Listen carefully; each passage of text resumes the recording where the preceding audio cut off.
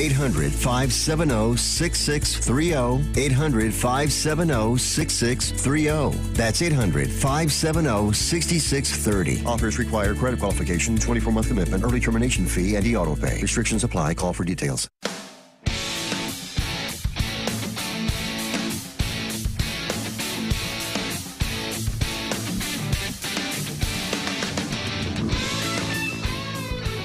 It's not Friday. It's freaking Thursday. Happy Thursday. Hey, but it is National Something on a Stick Day. That could be dangerous. I mean, like food really. Like, like sausage on a stick, corn on a stick, frozen banana dipped in chocolate on a stick like you get at the Renaissance Festival. Nice. Someday I'll figure out technology. Dude, you really need to mentor me. You can sit in the host seat all you want. You can have my show 1 day a week, 2 days a week if you want it. I got to figure out how the hell to get ahead of posting this. So here's what happened. I go to Facebook and I'm like, my show's, it's not even posted. It's not up. Ron didn't set up. No, I didn't refresh the page in the last 6 hours. So it's not showing. So is it showing everywhere else? Yeah, it's showing now. I just refreshed the page. I'm just an idiot. Got it. Okay. Actually, you know what it is? I'm not an idiot. I'm actually a fairly, I acknowledgement. I will give myself a little. Look, I'm a fairly intelligent guy. All right, I speak a couple languages poorly, but I speak them, especially English. Technology, I love technology, but for some reason, social media, I understand the reason behind it. I understand the reach. I understand the importance. It still doesn't mean I prioritize it. Yeah. How do I get over that mental hurdle, man? I need to, you know what I need? I need to coach myself through that issue. Yeah, it's not going to happen. Okay. It's vital. Okay, I just need to drink less and focus more on getting social media out. It's a way. I don't know if it's the most fun way, but it's a way. No. Hey, so Randy White's in house today. If you don't know who he is, well, tune in Monday next week at noon Central and 1 o'clock Eastern. Yes, Mark Conway, your show's going to move, but it's okay. You'll have the same slot all week. So don't worry, don't fret, my friend. You'll have a good slot. As a matter of fact, I may move you into the morning slot where my show replays. And that'll be a good drive time slot on both coasts for him. So there you go. We'll see. I got to find something good for him because he's doing a daily show. Right. So by the way, Randy, this is how it works. Listeners, if you want to do a show, the more shows you do per week, the more love you get. Or if you do a live show, which Randy's show is going to launch on Monday. Yep. And it's going to be called Into the Fire. Yeah. What are you going to talk about? Fire. So we're gonna walking on coals. Talk about fire, and it'll be good. So I already have a lot of fantastic guests and material. I'm going to be covering the some of the most passionate people I've ever met connected to the business. The chefs, farmers, who are committed to sustainable farming and kind of responsibly grown food, and these guys are just starting these grassroots movements and so forth. And, I'm excited to cover. I'm excited for them to provide the information for everybody out there to hear. I think it's going to be really enlightening. I think people are going to enjoy it. Well, so we went and had a little bit of lunch, and unfortunately, the person we went to see was not there. But we went to Cowtown Brewery. And we had some really good barbecue, man. Yeah, the brisket was good. Yeah. It's awesome, isn't it? Yeah, that crust is really good. It is. I wish there was a little candy on the side, though. Yeah, a little. That was good bark, though. That was good brisket. It was awesome. That was good brisket. There's a lot of good brisket in Fort Worth. I mean, it's Texas for Pete's sake. There's all of good Texas. Barbecue everywhere. Now I got a question for you. When we talk about anyway, go down there and try it out. We actually tried a beer that has a special purpose, right? So the beer we had is the Resilience. Yes, Resilience IPA, which is for the campfire. It's a restoration of the campfire fire, which that occurred. What was that? Last fall, I believe, up in the Sacramento area, and it's actually right up where Sierra Nevada's brewery is. So Sierra Nevada set up a program, and I if you listened early on to the show, then you probably heard it. They set up a program early on. I guess it was started in January. Nationwide, they came up with a single brew, Resilience IPA, that they were going to brew and ship to establishments across the country that do not brew their own beer. I don't think it's sold retail. I think it's just in I could be wrong. I'll check it out. But what was great is that these breweries across the country, like 1,500 or 2,000 breweries across the country, brewed the same recipe. And then they all are offering the proceeds from the sales of that one beer to help restore that whole area. Because it's not just one town. it's the entire region was decimated. Oh, absolutely. Terrible. They lost so many homes. Yep. So many other outbuildings and city buildings. It's just it's incredible, the devastation there. There was devastation that they'll be reeling from those effects for years. They will. Have you ever lived anywhere they have fires like that? No. Man, I lived in San Diego. We had a seafood, like a value-added seafood production company. What we did is we went from Mexico. You ever heard Barry Furiseth on the air with me, the guy from Bentonville? Yeah. We opened the fish market up there. Yeah. What the hell were we thinking, right? Open a seafood market in the most landlocked of landlocked states, right in the heart of Arkansas. Anyway, we had this import company. It's called Bella Bay Seafoods.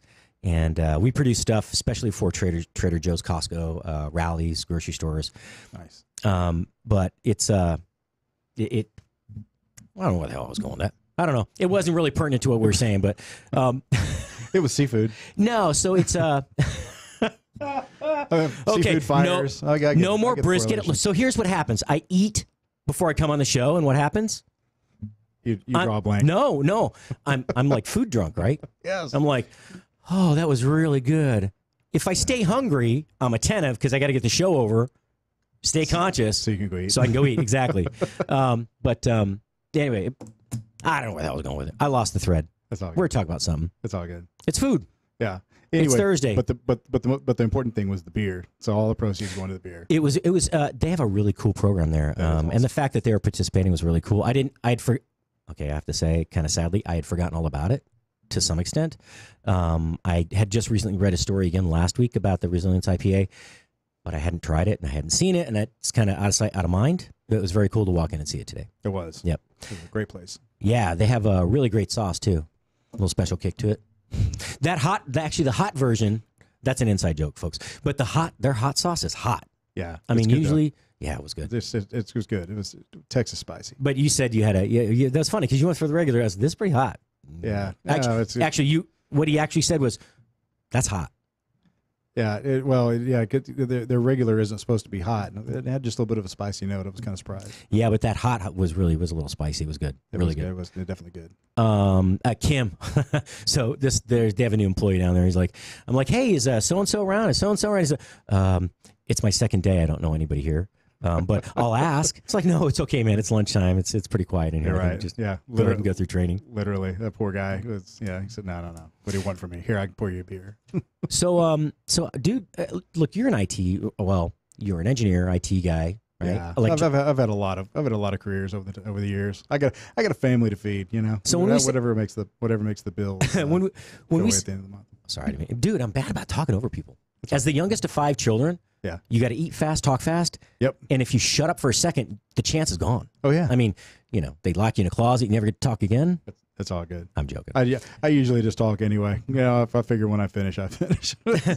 No, but, how did you go from all this other stuff to cooking? I mean, how did you make it a kind of a transitional choice? Because I know you do a lot of private chefing now. I do. Quite a bit. And by the way, that duck, that duck looks badass. That duck was good. Yeah, you need to go to except it's gone because my 5-year-old decimated it. You said that he destroyed it. The whole breast. So you need to look at Randy White's personal page. Is it Randy White Live Fire Culinary Explorer, or is it just under Randy White?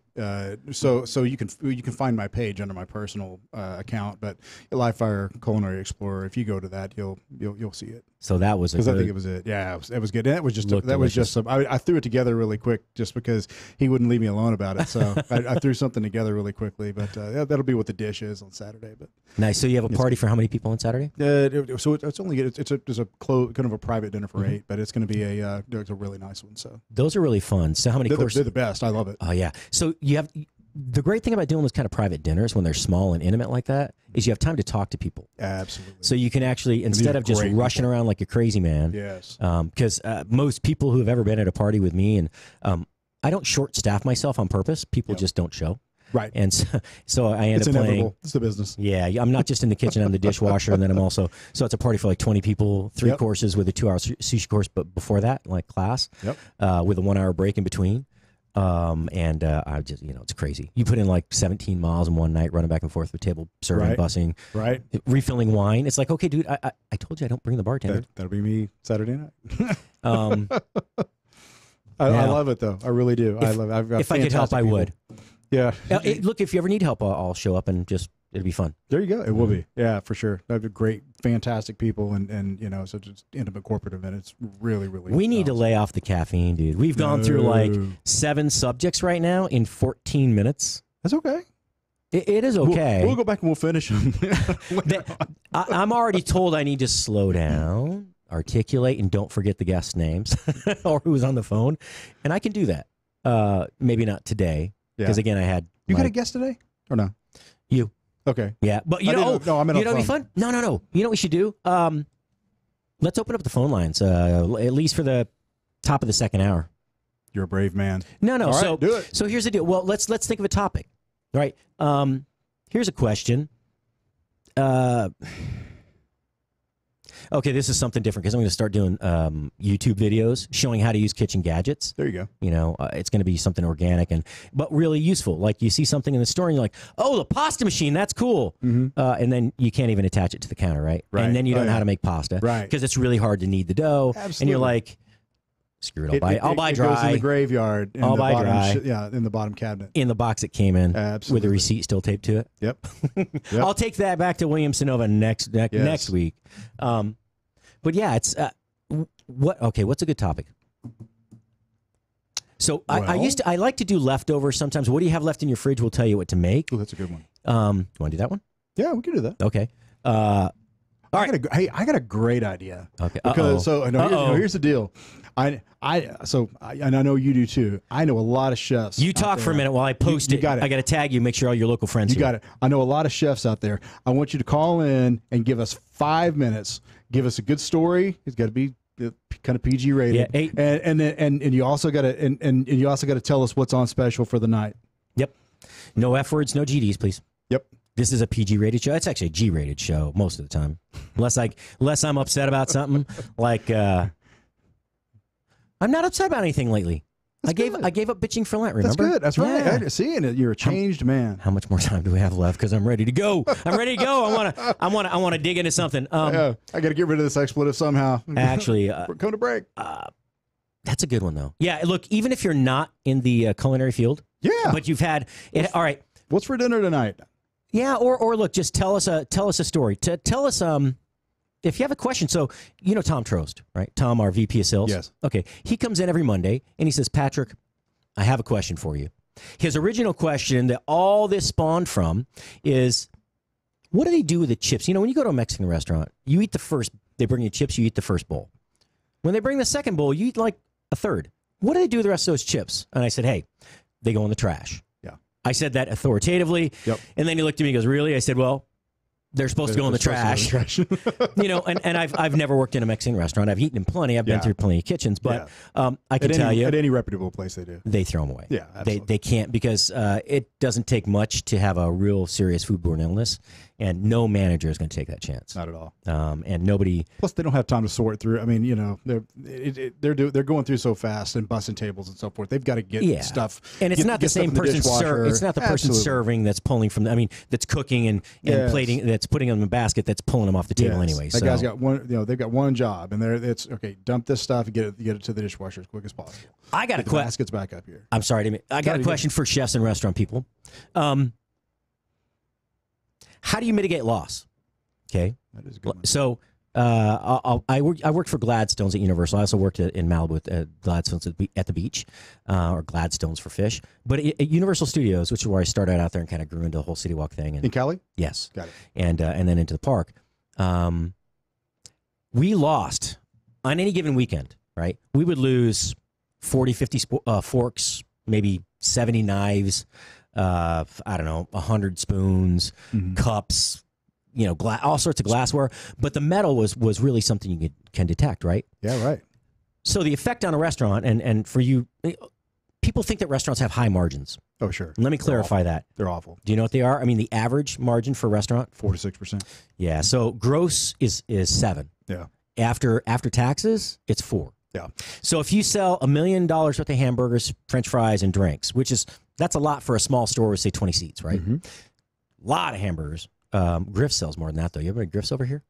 No. They burned down. They just reopened. I saw you. We'll go next time. We'll go for lunch there. Sweet. All right. But So you think about it, if you sell $1 million in hamburgers, French fries, and soft drinks, that's 40 grand in your pocket at the end of the year as the owner. That's not a lot for busting your hump 7 days a week, at least 12 hours a day, probably 15. Plus, you got to do all your stuff outside. You got to order, you got to hire, you got to train, staff. 40 grand. Yeah. Okay, which is why most restaurants used to just keep the cash sales, but now that everything's an electronic POS system. Yep. Yes, that's a point of sale, not the other POS. Some of them are POSs. Sometimes the other applies, yeah, of course. But so if you lose, say you lose, okay, you're serving a $10 meal, right? But your margin, you make, say, $2, and we'll say on the whole thing, $2.50. Okay, but the hamburger cost you $3 to put on the plate. Somebody breaks the plate. They drop the food. They drop the plate, or they eat the food. Doesn't matter. But they drop the plate. The plates are like $28. Yeah. Okay. Big heavy plateware, steelite stuff. Steelite that's unchippable, unbreakable, breaks all the time. Nobody ever sends it back because they're too lazy to do it. Yep. So that's like a $35 plate. But say you have an $18 plate, $20 plate. Doesn't matter. Sure. You charge $10 for the meal. The plate costs $20. Okay, so here's the issue. You didn't just lose $20. I mean, you didn't lose just the cost of the plate, right? You lost the $2.50 you would have made off that meal. Yep. Plus $2.50 off the next 7 meals, right? Because it takes 8 meals just to pay for the plate. Yeah. $20, $2.50 times 8. Yeah. 8 meals. And you can't buy one plate. You can't buy a case. So now you just didn't lose. Well, sometimes you can buy the plate, but it's like 1.5 times the, it's a right. Yeah, it costs so much that cost 2 or 3 plus 50, plates would be the cost of an entire case. Yeah. So anyway, what happens is you didn't just lose that, right? Yeah. You lost the potential revenue that you would have gained. So now you have to buy the plate. You've lost the revenue that would have been income. So really, you lose twice. Instead of losing $20, you lost $20 for the plate plus the $20 you would have had in your pocket for selling the hamburgers. And people don't think about that. I don't think enough people that are in leadership roles in the restaurant industry talk to their staff and be transparent about the cost of running a restaurant, the low margins, and the high overhead. Well, even if they are, there are no civics-based courses or anything, that helps to train, the guests, right? The diners, and I think they're the biggest challenge because there's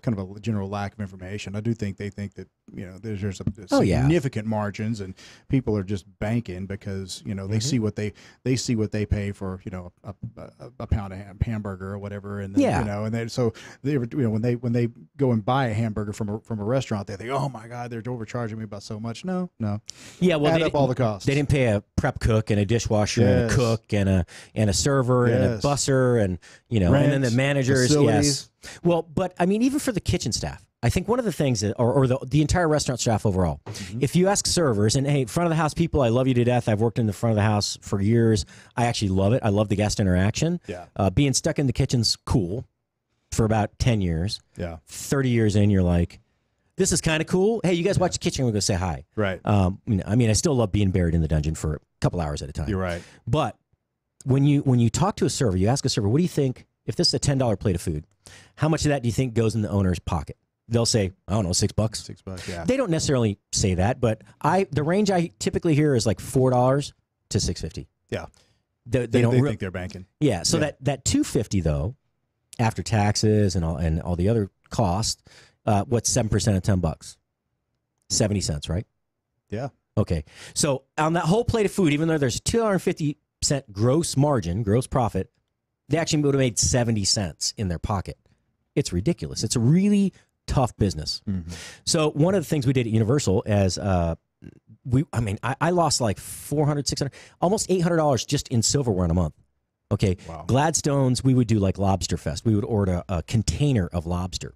We're talking like a 10-foot container full of lobster from Maine, flown in. We'd split it with the restaurant at the beach. Yeah. But you're talking, it's probably 3,000, 4,000 pounds of lobster. Yeah. That's a lot of damn lobster, people. We had 4 live tanks, big ones, like 600-gallon tanks, something like that. So think about that. You got all these lobsters. We had 410 seats.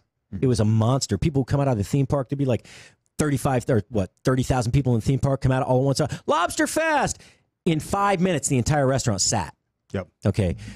We would lose literally $200, $300, $500 a month in just silverware. Yeah. I couldn't even tell you how many plates we lost in glassware. Well, so they're all tourists, so they took it home to eat, or took it back to the hotel to eat their leftovers. Yeah, some did, but most of it got thrown away. And Did it really? Absolutely. So here's what I did. Before so they have these magnetic lids, right? They have a very small opening. It's like a domed lid for the smaller trash cans you see in public spaces where you push the lid open. Oh yeah. It's kind of like that, but this is for the big wide mouth trash cans, so 60-gallon and stuff like that. Yep. So what we would do before we did that, I made everyone was required to stay after work for an extra hour paid. When we dumped the trash, which was like it was like 200 yards down these corridors underneath the ground to get to the loading dock. And sure. Anyways, it was this big deal. But what I did is we saved every full trash bag all night long, and then we put them all out on the loading dock. And when we were done cleaning up the restaurant, I took everybody down. I covered the entire loading dock, that bay, with black plastic. 12 big thick roll-out plastic. Roll stuff, Yep. And we dumped every single trash bag, and we took out all the stuff that had been lost. I had $180 worth of silverware, and I had $400 worth of plates, $62 worth of glassware, and that's the good stuff. That's the stuff that was still viable. Right. That's one night. That was a Friday night. That's crazy.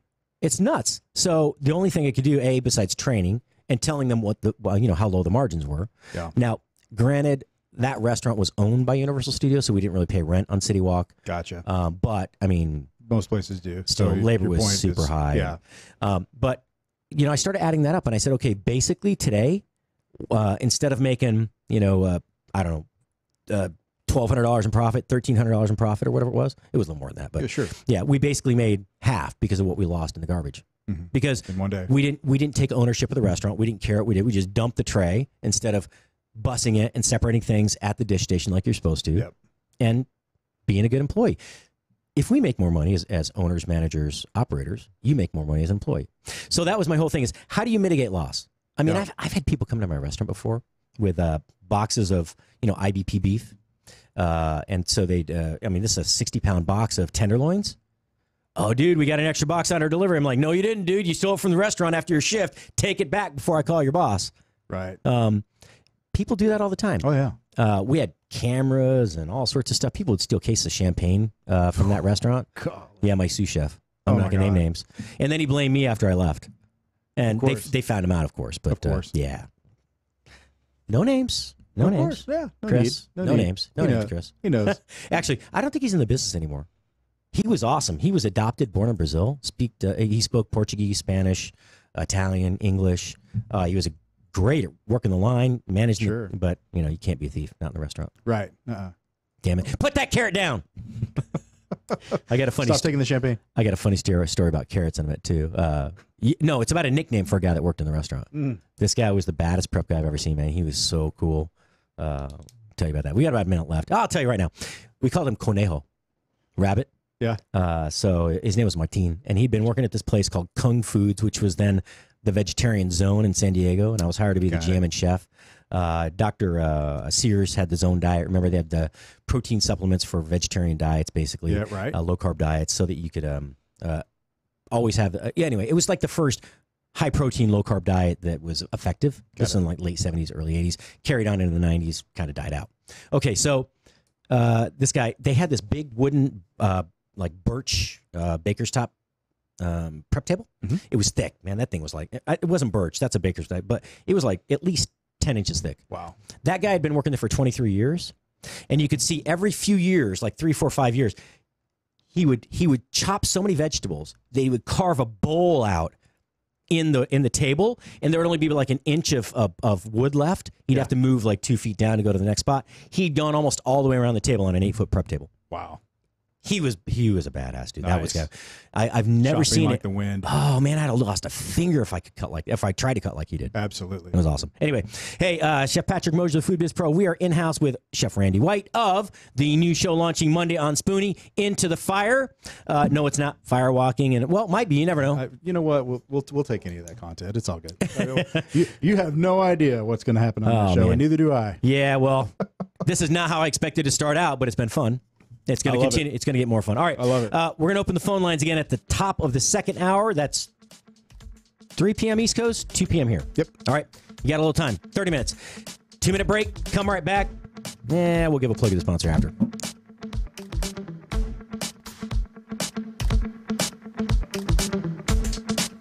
Follow Chef Patrick Mosher on Twitter @Food Biz Pro. If you are trying to quit drinking or doing too many drugs, listen to me. You don't know me and we'll never meet. I had a problem like you once. I drank and used to party a little too much till it got out of control and almost ruined my life. I realized I needed help to fix my problem before it totally destroyed me. If you've tried to fix your drinking and drug problem and you know you can't do it alone, you need to call the National Treatment Advisors. They'll immerse you into a 30-day program to replace your old habits with new habits and totally change your life. And if you have PPO private health insurance, the entire program may be covered. Fix your problem right now before it gets any worse. Get clean. Call now and learn more. 800-296-1252. 800-296-1252. 800-296-1252. 800-296-1252. It looks like you're losing. I am. Are you losing weight? I am losing. I've lost about 10 pounds. How are you doing it? Funny name, but I've done it with Riduzone. RIDUzone.com, and the stuff works. It's, you get into all that, the molecule this and the found in that. All I can tell you is it makes you feel full, and it keeps your mind off of wanting to overeat. And also boosts your metabolism, so you're burning more. Yeah, Try it today. It's going to work for you like it's worked for Brad and countless other people. Riduzone.com. RIDUzone.com. Fast Track Student Loans can get your student loans out of default, stop any wage garnishments, stop collection calls, and stop seizure of your tax refund. Give yourself a break. Stop the stress and get your student loan payments down to as little as $25 a month based on what you can afford to pay. 800-709-4395. 800-709-4395. 800-709-4395. 800-709-4395.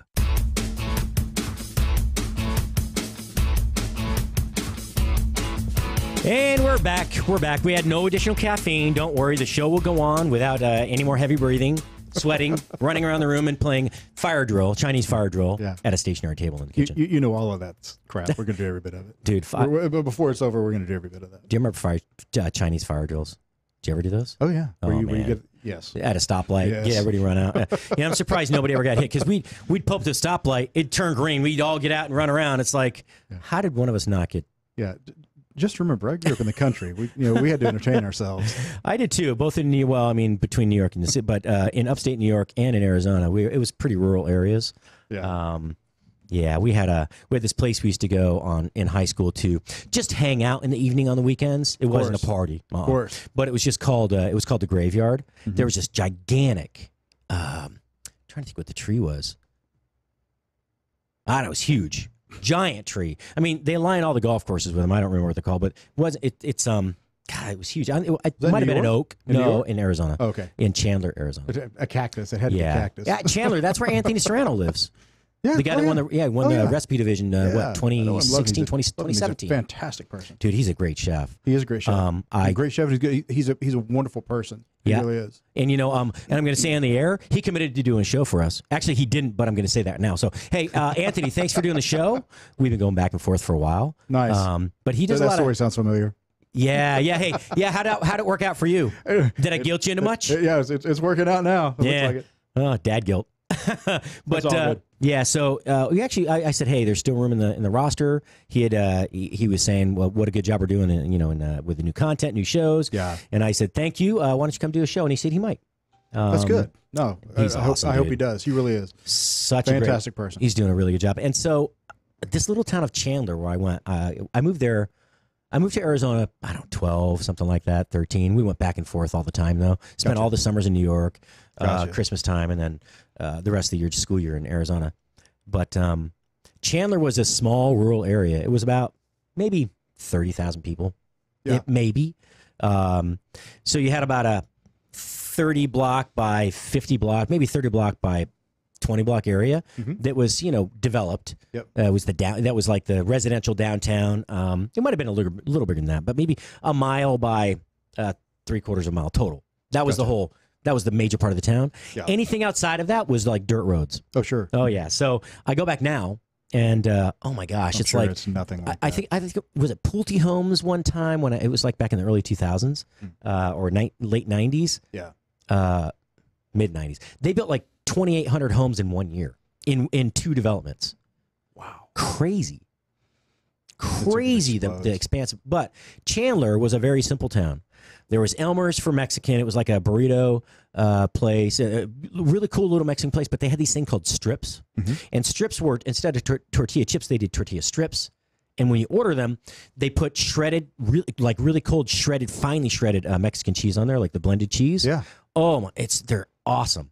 Nice. Strips and a bean burrito, that was lunch, and a frozen Snickers bar on the way back across the street to school because it was so hot out that you didn't want to melt on the way back. Right. It was awesome. We had that. We had at Bob's Big Boy. We had a couple other restaurants, a couple chains, McDonald's, so on and so forth. Sure. It was a small town. But now, dude, it's like they're doing all this phenomenal food. Sure. It's, the town has got to be, Chandler's got to be, one of you folks chime in, 150,000? Wow. Maybe bigger. It's got to be bigger than that. It's huge. The developments, you used to be able to see from like the middle of Chandler, you could see as far west as you could see until you hit the mountains, which is the the South Mountain, south side of Phoenix. And if you were south of that, you could see all the way to the mountains. Way the hell out there. Sure. As far, until the curvature of the earth, basically. 10 miles, right? Something like that? Yeah. Not now, man. There's so many communities, and the communities aren't necessarily gated, but they have these high, huge, stucco fences. Yeah. And you just can't see anything anymore. It's weird. You can't see the mountains for sunset. You can't see to the east for sunrise, which was like, it was cool because you could see as far as your naked eye could see. Yeah. I said naked, huh?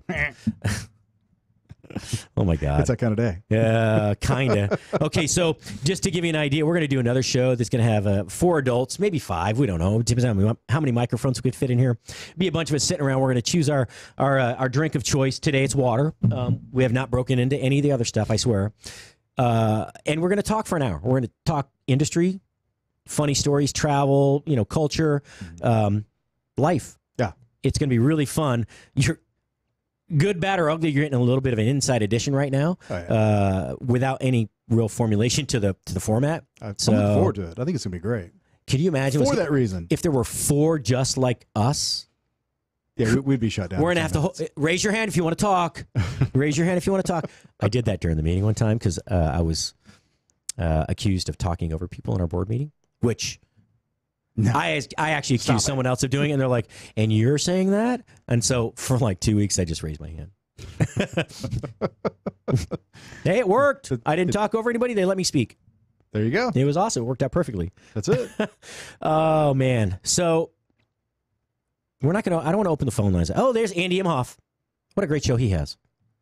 Yeah, his shows, so I guess I've heard 2 now, and they've been really good. Yeah, he's the guest on Mark Conway's show today, which was on just before this one, Family Meal. And so look at how okay, Mark's Andy's a big guy. He's got a big beard. He's a big guy. He's got this stoic picture, right? He's got the That's a cool picture. Hey, looking off. Yeah, he's looking off in the distance. Absolutely. Like, it's kind of like Rodin's The Thinker, except there's a beer in his hand instead of his, chin on his fist. And that, he's got the A beard game, dude.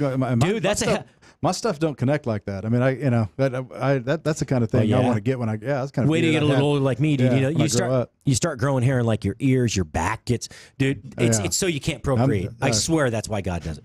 You can't. I'm there. It's happening now. So, at 46, I'm falling apart. I check every day. Any hair in the ear? No. Next morning, I wake up, poof. Oh, Wolfman Jack coming at you right here with the ear hair. What the heck? It's like, it sprouts overnight, and it's not just one or two. It's a freaking tree. Oh, yeah. It's it's a shrubbery. Yes. We are the Knights of St. Knee. There's no better way, no better litmus test for a sign that you're getting old enough to almost be over the hill. Then you start getting you worry about the ear hair. Yeah. Or the nose hair is not bad yet. So here's my solution to all that. I don't give a damn about any of it. I don't care. In fact, those who know me are they'll be like, yeah, Randy doesn't care about any of that. He doesn't care. Yeah, Do you think I do? Not much. Randy didn't care about much. outside of the family and the priorities. No, it's all good. I don't think that's true though. Come on, man. You care enough to go on keto? Well, yeah, but I did that for my family though. Okay. Well, and she made you, right? Yes. You know what? All right. I'm coming clean. She made me do it. She said, she said, we really need to do something. We really need to do this. Yeah. And anyway, so yeah. So I was. Yeah. We as always, you're getting blamed. And I will say this. I am thankful that she did it. I really am. So, yeah. I'm now 25. So dude, I'm down. So I'm down like 18, but it's because I don't sleep. And I don't eat. Well, I mean, I eat, but I don't eat like I should. Yeah. And this is not a weight loss product, by the way. Atrantil, though, this is made when your digestive system, maybe you change your diet, change in habit. Go to lovemytummy.com. I'm not going to talk a lot about it, but Atrantil, man, Dr. Kenneth Brown, did you see any of his show? You got here right after, didn't you? Yeah. Okay, so today, Ken Brown's a great gastroenterologist here in the Dallas-Fort Worth area. Very well renowned. He's got a giant network of specialists around the country, and he brings in physician specialists. So they had a medical marijuana specialist on a couple of weeks ago, but that guy was really cool. It was good. Yeah, he started out. He studied pharmaceuticals. Then he went into horticulture, agriculture. Then horticulture in specific.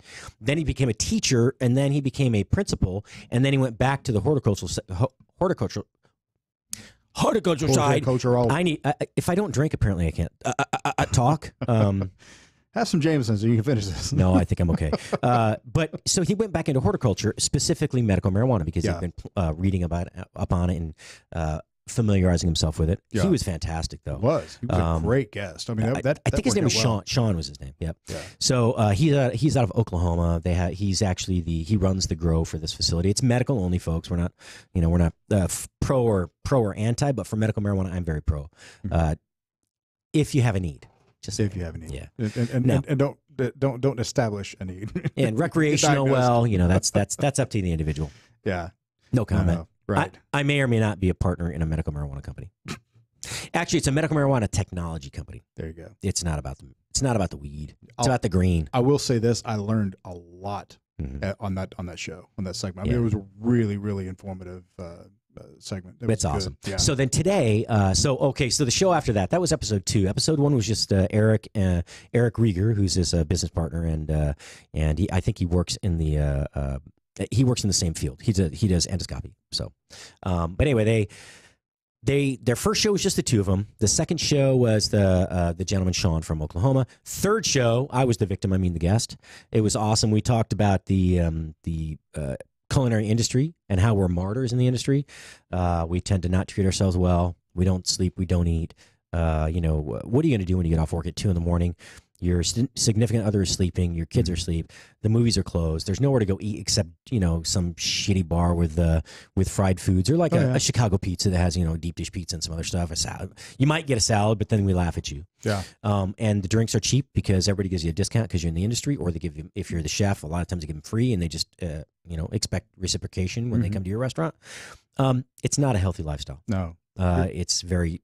You walk out the door equal parts amped and exhausted, and it's just one of those things where you're it's almost your entire life becomes a paradox. And it does. I have nothing but the utmost respect for everybody that I know in the industry, just because it's a grind. It truly is a grind every day. Well, and here's something. So there's a gentleman, Jeff Hand. He works back here at the. He actually is the proprietor of and is the lead trainer with his wife of. Training for Warriors, which is a nationwide fitness program and facility, group of facilities. There are, 75 or 100 nationwide, probably more than that. I don't know. But he's fantastic, right? He was a fat kid, chubby, soft kid in high school. Well, he's a rock now. I was going to say. Unbelievable. That's the way the story starts oftentimes. Yeah, he was one of the first interviews I had here before we had the studio. It's just a room and a table and a recording device. But Jeff goes, the saddest thing of all to me is to see you get great at something you hate. And that stuck with me. And I had to think back. And I've said this many times before that there's not a single... Oh, Anthony Serrano reacted to a video. Hey, hanging. Yeah, he's listening. Cool. That's cool. Love you, Anthony. Not man, okay. In a platonic sort of way. Yeah. Oh, he's good. Call me. He's got the most wonderful family. His Yeah, kids are adorable. They're- Awesome. the restaurants do good. They're awesome, man. What a great, his what a great little girl's absolutely adorable. Oh, he's such a nice guy. I had a long conversation with him on the phone. He had a layover. In Houston. He was flying somewhere because he's a spokesperson for some of the Walmart products that they use at the WFC events. Mhm. That would be the World Food Championship events. Just a fantastic guy. Anyway, back to what we were saying. It's it's a conundrum, right? So I had to think back, and it's like a catch-22. You're stuck in a business where you start to get good and you're making money. So it's really hard to backtrack. Maybe you're too old to go back to college, or you just don't have the funding. So what do? I had to think, have I ever hated this career? Okay.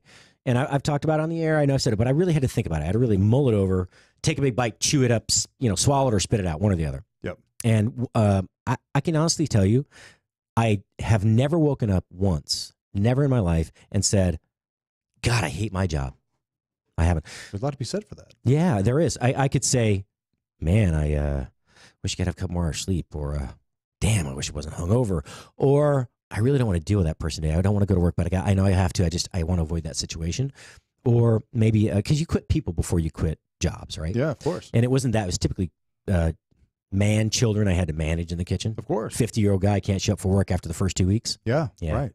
Everybody's spit and polish first 2 weeks, man. They want that first paycheck. Right. I look, great people in the industry. I really admire everybody who stuck it out for any length of time. Could be 6 months, could be a year, could be 2 years, could be 40. Yeah. Props to you. Regardless, it changes your perspective for everyone you have. Yeah. So anyway, thinking about that, I really, I've never woken up. I've never had a day where I thought I hate it, and that was important to me. Yeah. Because I don't think I've wasted all this time. I probably could have made more money doing. My mom wanted me to be a doctor or a lawyer. I would have been a good lawyer. I'm freaking relentless, dude. And I'll find. I really am. It's crazy. It scares me a little bit sometimes. Yeah. Like I can let it go unless you say right, and then you're right. I can't let it. That's why I shut down Facebook a couple weeks ago. And by the way, we better get 1,000 views today because Randy's on. We always get 1,000 views when you're on here. I got like 380 yesterday. Come on, folks. Like and share the video. It's at Spoony Radio on Facebook, on all social media. You can check out the podcast later on Spreaker. You can go to iHeartRadio, listen live. You can go to Spoony.com, click on listen live, takes you right to the iHeartRadio it does. channel. Very It's pretty damn cool. Yeah. So there's no excuse not to like and share, like and share, like and share, like and share, like and share. Love and share, like and share, like and share, please.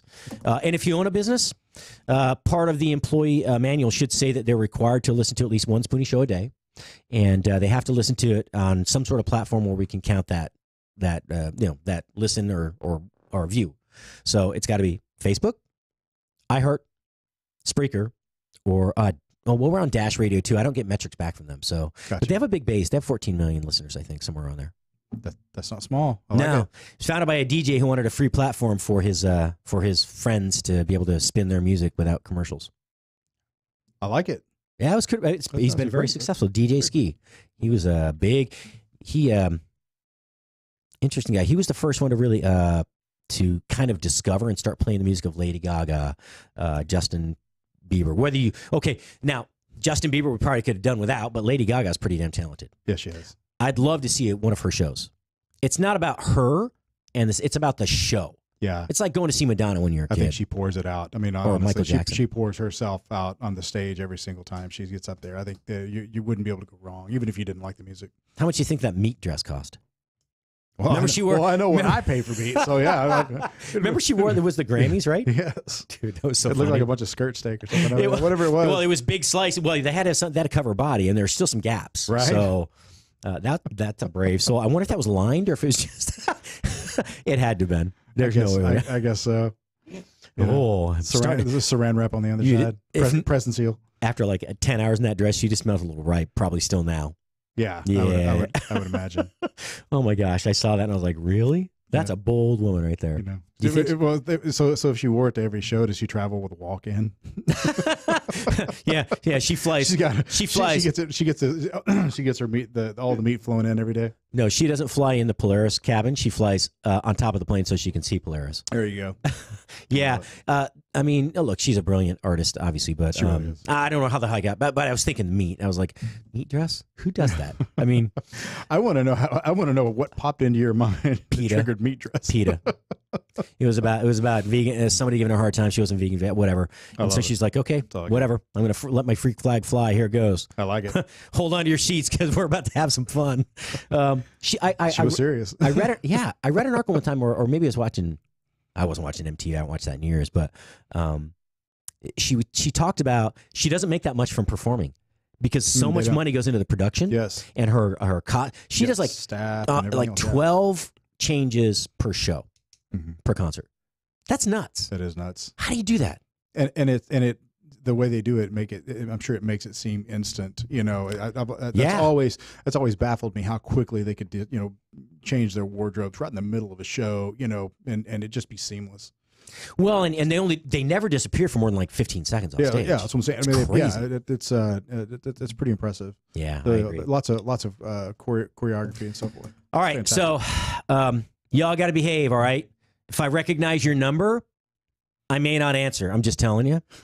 Be nice. We are going to open up the phone lines here in a few minutes at the top of the hour. So we come back on live at 3:04 o'clock. 3:04 Eastern. Yeah, 3:04 o'clock. At 2:04 here? Yep. Central? And whatever else. Look, y'all have different time zones. Figure that crap out. That's if right. you know Eastern, figure the rest out. That's all I'm telling you.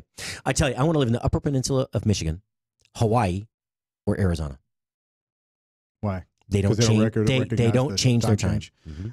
Somewhere in the mountains, they don't either. One of the western is it one states. Is it no? Well, Arizona. That's the only one I know of. Oh, maybe maybe that was one I'm thinking about. Then. I could be wrong. I mean, it used to just be 3 though. Hawaii, I think Arizona. I think that's right. Yeah, Denver has they're more. Kind of at the bottom of the mountain range. Yeah, exactly. Yeah, yeah. I mean, there are a lot of big mountains just north of Arizona, just north of Phoenix. You have, you go up into Pine Top, Prescott, and first Prescott's going up towards Flagstaff. They need to Flagstaff, but going the other way, it's beautiful. They have one of the. I love the ski resorts there. Oh yeah. Well, I like one ski resort there. There's one in Tucson. Really? Called Mount Lemon. Yes. Mount Lemon. It's Lemmon. Lemon. Lemon. Like Jack Lemmon. Jack Lemmon. Uh-huh. Might be 1M, I don't know. But it's always slushy at the bottom because it's at such low altitude. It's like kind of almost mud season, but not mud. There's enough snow that you're not stepping on the gravel, but it's mushy under there. Got it. Your feet get wet. And kind of slushy. Yeah. But it's very cool because it's never really cold up there, especially spring skiing. But what's the other one? Snow Ass? No, not Snow Ass. It's shoot. It's in Pine Top. Oh, come on. How can I not remember the other Arizona ski resort? Oh, dude, people are going to razz me about this. Oh, man. Oh, Snowball's the one in up near the Flagstaff. Ski resorts. So there was a year when I was a kid. They had no snow in California. They had no snow in Nevada. Very little in Utah. All those skiers. Taos didn't have much. Everybody came to Arizona, and it was unbelievable. Oh, Sunrise. Sunrise. Yeah, that's it. It's awesome. It used to be run, I don't know if it is anymore. It was run by the Navajo tribe. Oh, cool. And so everybody knew how to say, like, Yatahe, hello, good day. I don't know exactly what I meant. I know it was a greeting of hello. But, everybody's like, you see an operator, Yatahe is like, dude, I speak English. But thanks. Okay, I'm sorry, dude. Yeah. I don't speak Spanish. Hello will work. Yeah. Hello will be fine. Hello, like 400 times a day. Yes. Or 4,000. Everybody gets off the lift. Yatahe. Yeah. And they just look at all of them. Yeah. How funny would it be if they just start speaking back to you? Right. That would be awesome. An entire conversation. Yeah. You're like, oh, no, dude, it's okay. Oh, hey, I didn't finish out turn two. It's lovemytummy.com. Lovemytummy.com. Go check it out. If you have any gastrointestinal issues, and it has, on occasion, I'm not supposed to say this, that it is effective, but it can be effective for people that are sensitive to gluten and Crohn's disease, things like that. It can't hurt. So unless you're pregnant. I didn't know that. I recommended that product to a pregnant lady the other day, and I'm not a physician. Well, I didn't know. They didn't tell me that, and it's not. Sure. I mean, I didn't read the whole label. I know I'm supposed to, but geez. I mean, I'm a spokesperson. Dude, I'm down like 17 pounds, 16 pounds. That is awesome. 17. Between that and the Riduzone. Mm-hmm. Riduzone is this molecule called OEA. It's found in olive oil. They figured out that they can extract that and they can condense it and they give you a tablet. Because you'd have to drink like a gallon of olive oil a day to get enough OEA to make it effective. Yeah. But it curbs your appetite. It helps you stop craving carbs. It makes you feel more full. It's awesome. Nice. Yeah, and so I'd say I stopped eating junk food, but I only eat one meal of peanut butter M&Ms a day instead of two. Yeah, you eat less. Yeah, you eat less. junk Yeah, food. no, but I mean, I don't crave sweets anymore. That's good. I don't drink as much. It's awesome. I That feel is better. good. That is good. And my joint. Oh man, when I lose weight, my joints feel I think so the good. processed sugar is a killer. I really do. I mean, that's rough on your body. Okay, so I'm not a big like anti this, anti that guy, but the show today with Dr. Kenneth Brown and Eric Rieger, the Gut Check Project, they were talking about a direct link now they're finding between processed sugar, high fructose corn syrup, specifically in sodas, and cancer. That doesn't surprise me. No, I mean it's crazy. I heard long ago that each can of soda has something like the same amount of sugar as in what is it 1 to 3 Hershey bars or something like that. I mean it's a lot. So I mean it's. Will you ever taste soda water? Tastes like crap. Oh, it's terrible. It's so here's one for you. I haven't had a soda or like a cola drink in 19 years. I mean none. You want to know how long it's been for me? How long? Okay, so during the show, I didn't know what they're talking about today. That this cancer survivor in here, Mark was a great guy. Yeah. He had a very specific type of a very aggressive, very rare bone cancer. Yeah. I had a caffeine-free Diet Coke sitting there running the board for him, and they're like, "Yeah, so the number one factor is drinking soda." I'm like, "Oh my gosh!" Were they peering over at you when they were having the conversation? No, I hid it behind that monitor right there so they couldn't see it. Every time I took a drink, I leaned in front of the monitor. I love it. I took a drink and then came back up. I mean, I really haven't had a soda though. Maybe once every 6 to 8 weeks I have one. That's not bad. And I rarely have one that's sugar, but I know that the artificial ones are just as bad. They are. I can tell They take the stuff that's bad out and replace it with stuff that's worse. That's worse, exactly. Well, but like aspartame, it's derived from the rind of an orange, but the way it's chemically processed, it makes it something different. MSG is not that bad either, but when you how it's treated though, it's chemically treated. No, but did you know they new study, no direct link. They can't find any link between that, strokes, high blood pressure, anything. Yeah, but it's still chemically processed though. Oh yeah, whatever. Yeah. So they initially thought I think they developed it in China. Yeah. In Japan they call it Ajinomoto. Yep. I buy it so by the it's bag. it's the thing of flavor is what they call it. Aji Yes. is flavor. No means of. Yep. And moto is like mono. It's an item, right? Ajinomoto. But in China and Japan they thought it was a brain food, right? Because it increased circulation throughout the brain, but they didn't realize sure. Heightens the senses. What they thought it was, it increased blood pressure. But now they're retracting some of that. They don't really know. Yeah. It's back in limbo. It's like red dye number 5, 4, 6, 9, whatever the one that caused cancer in rats. Yeah. Umpteen years ago, and then they realized they were feeding them 2 gallons a day, and that would cause cancer in an elephant. So then they brought back that dye, and then they brought back the red M&Ms, and I'm wondering what they're going to bring back with MSG, like the chow mein in a can. I mean, remember that? Remember that? That was kind of the weirdest, stringiest stuff ever. Oh yeah. Not cool. Oh, I got to give it the number because I don't know it by heart. So it's on my phone. It's on my phone. It's on my phone. Doll, don't give me a hard time, man. All right? I got a lot on my mind. Yeah, this is a very relaxed Thursday, you know which what? is good. My people are going to love this, by the way. So here's the thing. And I told you this. I love interviewing people who are successful and have made a big statement and are famous and have their own TV shows or they won. Like I have a great friend in Houston, Janelle Witt. She won Hell's Kitchen 2015-16. Yeah. I interviewed what's his name? He won what's the other one that they have now? MasterChef. But he was actually a DJ turned cook. Still a DJ in Vegas kind of guy. He actually just wrote a great cookbook. I can't remember his name. He was one of my first live interviews. But it's kind of fun just to sit back and not BS, but talk shop. Oh yeah. And let it kind of go where it goes. Yes. And then try to pull it back to center every once in a while because, like Robin Williams, I think we tend to lose the audience. I do anyway. I don't know if you do. Yeah, but if I had Robin Williams sitting in here, he could take it wherever he wanted to. Did you ever watch? Actually, not now because if he's here now, it'd freak me out. Did you ever watch with George Plimpton in the Actors Studio? Okay, so he interviews people that studied there. I forgot what. I think it's the Actor Studio in Hollywood. Okay. And so like Julia Roberts, all these big names. Well, he brings Robin Williams in. There are all these personalities who've made it big, and they ask him all these questions that are deep in their personal lives. Oh, sure. And then some cursory stuff. Well, Robin Williams is like running around the stage, and it's like 5 minutes before they can get him to sit down. I have seen this. He's got that really dark, fake colored mustache. About 15 years ago, right? Yeah, exactly. And so he's like, whew, I wasn't sure. He finally sits down and he's like, okay, that's 8 minutes gone. So, first question. He's so serious about it. It was really funny. But George Plimpton, if you don't know, he's a brilliant man. And he speaks fluent French. He sits on many entertainment panels and discussions about the industry in France. Smart guy, really smart guy. All right, folks. It is the Spoony call-in line. I'm going to turn the lines on in 1 minute. Do not call in. Do not call in before... what time? 3:01 and 30 seconds Eastern, because you could be on hold till 4 after. Don't do that. All right, so Spoony call line is 202-900-3990. I'm going to open up the lines right now. If you want to wait on hold for 5 minutes, that's up to you. If I get too many, I'll just start dumping calls. There you go. I only had like 3 callers. One was a show host, one was my son, and somebody else last time. Sean Sheeler from Arizona, actually, I went to school with. Yep. Whiskey 6. Hey, Chef Randy White look, dude, you should have been sitting over here hosting today. Don't talk. Hey, I'll have plenty of time. Hey, Chef Patrick Mosher. We'll be right back.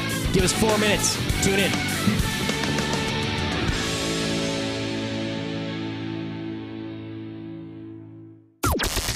This is the only 24-hour take-anywhere platform dedicated to food and fun.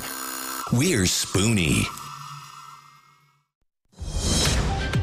News this hour from townhall.com. I'm John Scott. The public has not yet seen the special counsel's Russia probe report, but now has a sense of just how much Bob Mueller wrote. Correspondent Saker Magani reports. 2 AP sources say it's more than 300 pages long. That makes clear there are a lot more details than what's in the 4-page summary Attorney General Bill Barr's released so far. He's expected to provide a public version in coming weeks, which is what House Speaker Nancy Pelosi and the Democrats are demanding. She says Barr's short interpretation is not good enough. It was condescending. It was arrogant. Senate Judiciary Chair Lindsey Graham says Barr told him he's working to strip grand jury and classified information from the full report before releasing it. Sagar Magani, Washington. The first humanitarian aid from the outside world has arrived in Zimbabwe, nearly 2 weeks after a deadly cyclone struck that region. Cyclone Ide made landfall on March 14th, hitting central Mozambique and Zimbabwe. No one knows how many people are missing or dead. Also on townhall.com, the U.S. economy ends 2018 on a disappointing note. Fourth quarter economic growth has been changed to just 2.2%. The Commerce Department says the gross domestic product, the economy's total output of goods and services, was revised down from an initial estimate of 2.6% fourth quarter growth. The slowdown reflects weakness in a number of areas. Consumer spending, business investment, government spending, and housing all came in lower than expected. And economists believe growth has slowed even more to about 1.5% in the current quarter. Mike Hemp in Washington. On Wall Street, stocks are higher. The Dow is ahead 52 points. The Nasdaq up 18. More on these stories at townhall.com.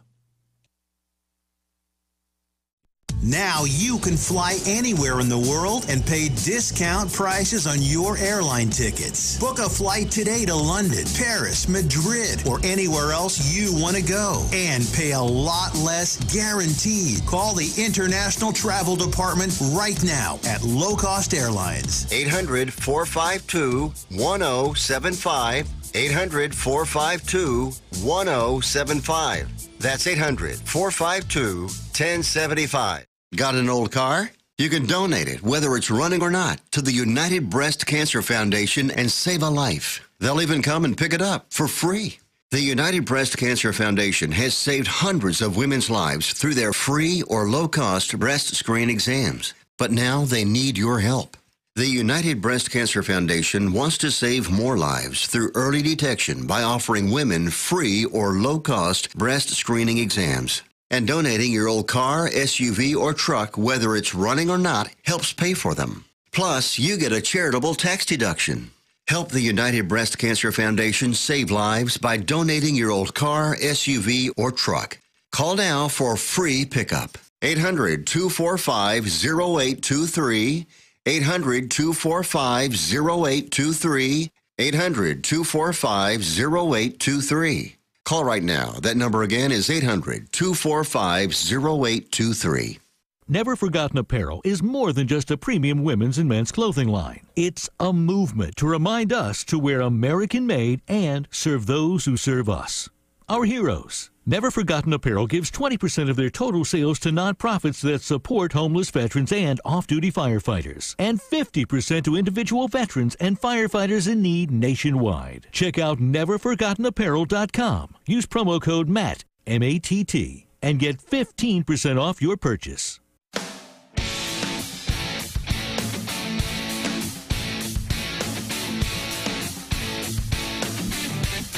And the phone lines are open, folks. Spoony Radio Show phone line. We got Chef Randy Whitenhouse as a guest co-host because he just wants to.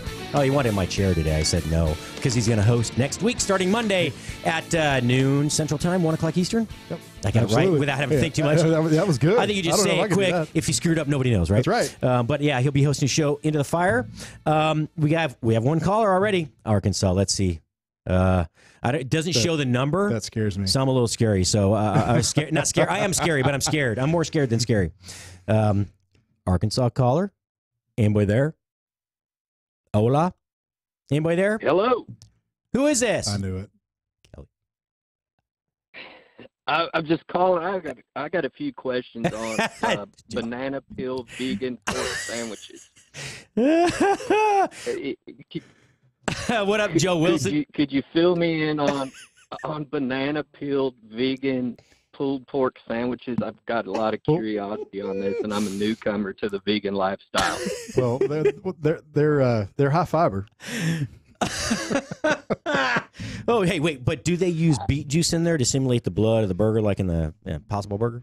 That's all I want to know. Well, I felt like Randy would know a lot about this. I'm thinking about raising some Wagyu bananas at the Squirrel there. You're gonna sell them for $30 a bunch.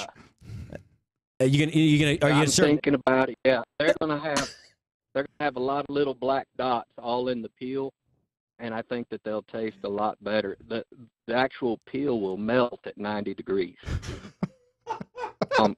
On my Wagyu peel. I just want to know if you get if you get the equivalent of a nose print, on the bottom, with each bunch of them, like you do the nose print on Wagyu cattle. I mean, I'm just kind of offended that you guys aren't taking me serious. I'm really curious about these banana peel vegan pulled pork sandwiches. Well, they go really well with that really delicious milk, that dairy up there, that squirrel dairy. Man, you got to talk to that guy. Squirrel milk. Oh, yeah. Yeah, that squirrel dairy is a hell of a, man, that's a hell of a place right there. I'm telling you. All the squirrel milk you can handle. It's high in butter fat. And, I mean, it goes really good on a bacon brownie. Oh, my gosh, man. So, for all you listeners out there, go ahead, man. You introduce him. You know who it is. Oh, this is the incomparable Joe Wilson. For those How of you, are you, brother? I'm living the dream like always. I mean, I'm in America. Where else? I mean, that's all you got to say to live the dream. Amen. Yeah, that was good, man. Jinx, you owe me something not caffeinated with no carbonation. Hey, whiskey works. Bring us some glasses. Yeah. Hey, Joe. For those of you who don't know, Joe is the master of ceremonies for a lot of steak cook-offs. Matter of fact, he was down for the SCA championship down here. What was that, in October or something like that? Right? Somewhere around there? Yeah, Randy would remember it a lot better than I would. and why would that be, Joe? Because we probably don't remember it for the same reason.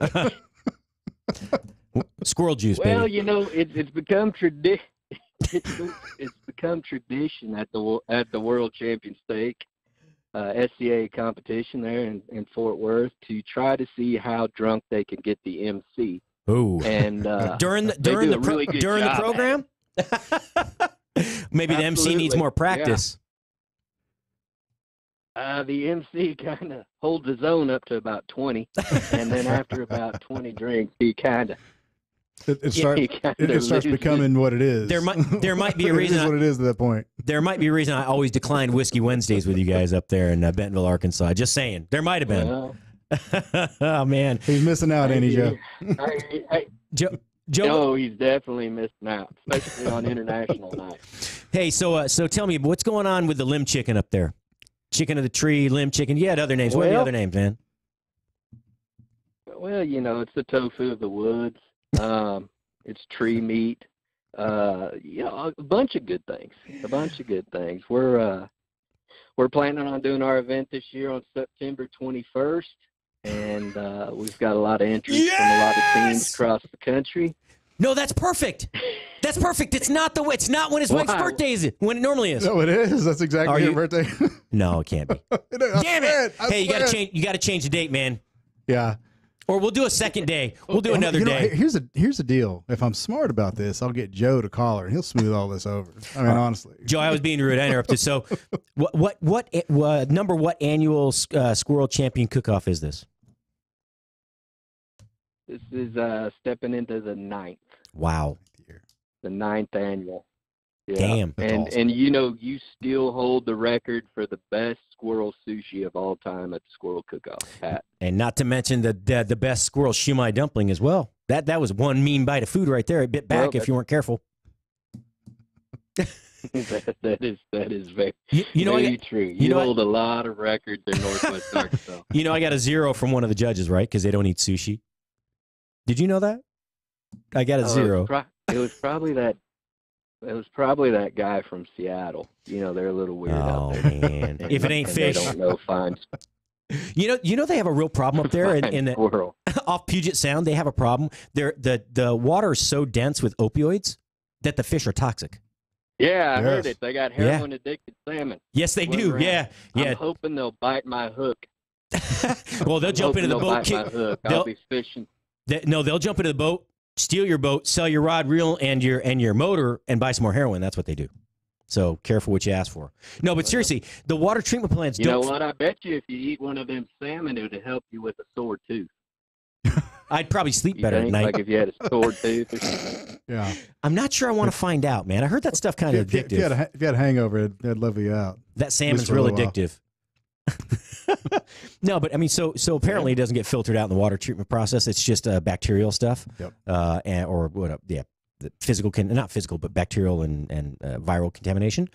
But it doesn't process out the medicines. Give me another. I need some more Jameson, please. Medicines. I swear we haven't hit anything. I ate some Medican food at lunch today. I had some of that Medican food at lunch. I'll tell you, some carnitas and barbacoa, and it was good stuff. Oh, barbacoa is my favorite. Can I tell you what? That is probably the most underrated cut of meat. Beef cheek. Damn, dude. It is good. It makes the best roast. It's hard to find, but it's awesome. Yeah, I mean, you got to go to the little carniceria, man. You go to the beef store, the Mexican, the Latino beef store. We got a few of them. So, Joe, hey, whatever happened with that? No, go ahead. Sorry. No, whatever happened to that wild game thing we're gonna have? You had all that fish from Africa and all over the world, and you had all sorts of stuff. Yak, and everybody had gone hunting, and everybody had all this stuff stored. And we're gonna have a wild game. There was like 20 chefs involved, and I know Tom Walton, the whole Walton Foundation was getting involved. It was gonna be a big fundraiser, dude. That sounded like so much fun. I mean, you had yeah, sir. Yeah, what happened with that? So we actually did a wild game dinner last year, the night before the Squirrel Cook-Off, and we had that's right. Hank Shaw, the James Beard Award winner. Hank Shaw, he just come out with a new game cookbook, and he prepared stuff, and then Chef Matt at the 21C at the Hive. Dude, I love Matt. He cooked up. We had about 100 people show up to the event. It was actually a really nice deal. Yeah. We didn't have you there, and we didn't have yak, but you can buy yak meat. You can. It's you can buy ground. That's typically what you find. They raise it in Colorado. It's got a very, very unique flavor. There's a Texas supplier. Is there? Well, damn, we got to figure that out. I would imagine you could find almost anything in Texas you wanted, especially if it's meat. So there were a bunch of so there are a couple of wagyu, the Japanese beef here. The red, well, there's Akaushi from Heart Brand, right? Mm-hmm. But there used to be a guy named Gary Yamamoto, Yama Beef. Mm-hmm. You know, is he still around? Oh yeah, dude, that guy is so cool. You know, he's famous for lure. He's a famous bass fisherman, right? And designing lures. That's him. I didn't know that. Yeah, so he had all that money. He's like, I was gonna say he's washing it out in cattle. I got you. I need to spend some money. I need to spend some American money, right? I'm sorry, Gary, man, that was so mean. I'm such an ass. But Gary's a really cool guy, and he had all these. He used to send me in Houston. You could buy the kind of offcuts, the subprimal cuts, and just they weren't scraps, but they're cuts nobody knew how to use. Yep. Man, I'm telling you what, I got such a good deal on that stuff. Mm-hmm. What a class act! But that's how he came to fame as a bass fisherman, and he, being of Japanese lineage, he decided to open up it wasn't the first one because Heart Brand was, but dude, he had some great beef. He's not far. He's local. Yeah, I didn't know that. Yeah, he's not so. Local meaning. I want to say that Heart Brand is near Tyler. Mm-hmm. It's a little hilly there. I think so. And they raise Akaushi. I'm not sure. He probably does a black cow. He probably does like everybody else does a what's that? Angus breed, Angus cross breed. With a black cow. But anyway, dude. Tell us a little more. How many teams you got registered for the World Champion Squirrel Cook-Off number 9, dude? I got to come up there for this. I need to participate. We average anywhere from 35 to 40 teams. We really, we can't get much over that. It's just too much abuse to the judges. Because it's already going to be a life-changing experience as it is. So, you know what was Joe, you know what was the funniest thing you ever said to me is the year that I participated, what was it, 2016? You're like, the great thing was that there was nobody did squirrel ice cream this year. That was the one that was like, squirrel ice cream. But that reminds me, go ahead. Well, last year we had we had great people as judges like we do always. And last year, Mark Lambert, who's, world famous whenever it comes to barbecuing and grilling, he was one of our judges. And they actually did a Facebook Live at the judging table. Oh, wow. So people could see the behind the scenes of squirrel judging. And some of the things, our teams create are just amazing. And then you also have things that are far from amazing. And last year we had a team dressed up like Scottish fellas, and they were all wearing their little skirts and whatnot, and they made a skinless squirrel bratwurst. Really? And served it over a Guinness mashed potato. Damn. And it actually looked like cat shit on a bed of I mean, it was even tapered on the end. It was one of the most appalling things I'd ever seen on a plate. And you got to watch the live video that Mark Lambert put out, because it was described. Keep selling it, Joe. I'm buying my ticket as we speak. Well, the great thing is it's free to go. It's free to watch, right, Joe? I love it. I mean, you can go and just hang out. Oh yeah, man. It's all. That really is cool. Free, and I'll tell you, we're absolutely free, and yeah. There's just a delay, Pat. It sucks. I know timing. But go ahead. You got the floor. You tell me when you're done. Well, let me tell you this. This 2019, it's going to be fun. 2020, we're going to do a squirrel cook-off that no one could even imagine. I'm going to team up with a band. It's a bluegrass band called the Cleverleys, and the Cleverleys is a pretty amazing group. They sing rap music and rock and roll music to a bluegrass beat. Yep. We're bringing in the Cleverleys. So in order for me to get the most attention from the media, I've got to do something really stupid, and I'm good at doing stupid stuff. So what I'm going to do is a month before the squirrel cook-off, we're going to have the biggest squirrel hunt anyone has ever seen. And teams are going to have to pay to be in this squirrel hunt. And we're going to take money from this squirrel hunt and donate it to saving the red panda and some narwhals. And so if we can save other animals' lives by sacrificing squirrels, I think CNN and everybody will go ape shit over this deal. And by God, you better get some tickets. There ain't going to be a hotel available. Joe, I think it might just work, dude. I really do. That sent me over the top. I got to do it. You know, I think can we throw a little money at Greenpeace while we're at it? I mean, might as well. I've never even seen a red panda in my life. I know they exist. I think I seen it on Planet Earth one time, and I'm going to try to save some of these things. I don't know, a couple of them, by killing squirrels and donating the money to save these red pandas, and I'm sure I'll get some national media attention, and I'll sell more T-shirts than a Kid Rock concert. I hope so, man. I really do. Hey, so you let something out of the bag today. You called me a little earlier, and can you talk about that, or you want to wait until it's closer to showtime? Oh, the filming of us cooking squirrel brains in the state of Texas for an Australian television show. Yeah. I don't think I could talk about that. I'm telling you, man, it just keeps getting gooder and gooder. I'm telling you. Unbelievable.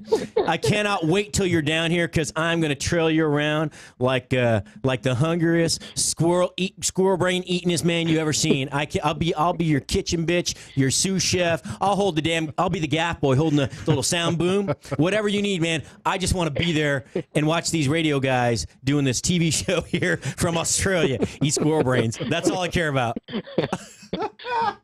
Well, you know, I've been trying to come up with a real good dish on this, and I was thinking about going with a Portuguese sopish, which is a cabbage and beef soup, you know. But I was gonna, in lieu of the beef, I was just gonna have a bunch of floaters in there, a bunch of old squirrel heads floating around inside of it. Well, don't forget to eat the eyeballs. You know, traditionally with this sopish, they use a dried French bread to sop up all of the juice around there. And I told the Australians to bring their own spoons, because the way that you finish these squirrel heads is you give them just a good thumping on top of the head there, and the little morsel, the escargot of the Ozarks, pops out of the top of this little hard shell. Oh my God! And it's just a little dollop. So you really got to savor the flavor. And so once you do that, you know, eat some cabbage, sop up a little bit of that gravy with that dried up bread, eat it. I think it's an instant classic. I've never watched Australian TV before, but I think it'll work. Dude, they're a bunch of outlaws and rebels. Hell yeah, abso-freaking-lutely, man. It's got to be better than iguana. Yeah, they'd be into it.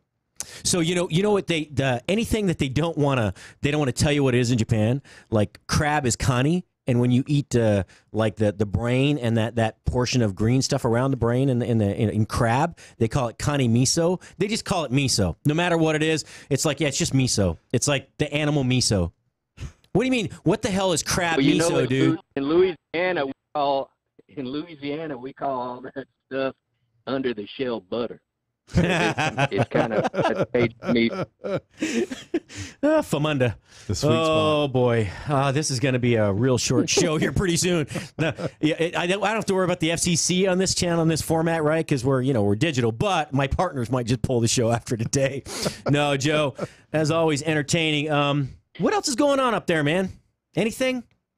Is the weather stop being schizophrenic? The sun is shining. And once we get about 3 nights above 60 degrees, that's when we start going out on the fungus hunt. Oh, that's right. For the morel mushroom. Oh, dude, nice. And so tomorrow is probably going to be the first day the fungus will start rooting up from the ground. I'm soon to catch poison ivy like I do every year about this time. And we will go ahead and do, me and my friends, we always said if we had life in prison and it was our last day and they gave us our final meal, what would it be? And we always said it'd be morel mushrooms and fried crappie, because they'd only be able to kill us about 2 weeks out of the year, because that's the only time the two are running together. It's pretty damn smart. Hey, you know, hey, can I? I'm going to secretly tell you a good place to go hunt. Okay, seriously. You know where the you're going to tell me around Crystal Bridges? No. Seriously, I'll tell you right over the air here because none of my listeners are up there except you. Maybe Jeff Wetzel and Greg's up there. Okay, I know maybe more than a few, but okay, you know where that big embankment with the bike path where it goes by the Walton Family Center, the Family Fitness Center, right there, where the tennis courts are. Yeah. Okay, Yeah. Up on top of that hill. Over the other side, away from the road, dude, I saw giant morels over there. I got them too late, though. They're already slimy and melting.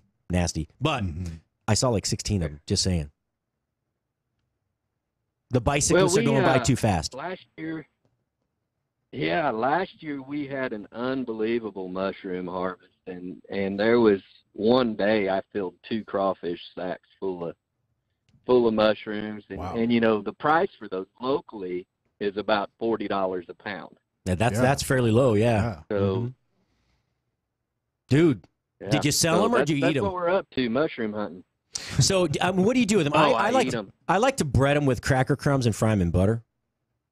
Dude, super simple. Nice. Well, Joe's gonna get fancy on me. Most people, most people in the South, you know, we really don't like to eat fish. That's why we eat fish that doesn't taste like fish. That's why we actually use the fish is a carriage for fried cornmeal. We love eating fried cornmeal. Well, that's not a lie. Hate fish. But I do sketchy stuff for something fried and cornmeal. But we like fried cornmeal. Yeah. So as long as you fry anything in cornmeal, people in the South will eat it. And I'm telling you, if you come out with a box of fried cornmeal, you could sell it all day, especially if you went nacho cheese flavored. If you made nacho cheese flavored fried cornmeal, it'd go off the shelf. So to answer your question, the mushrooms are going to have some cornmeal on there.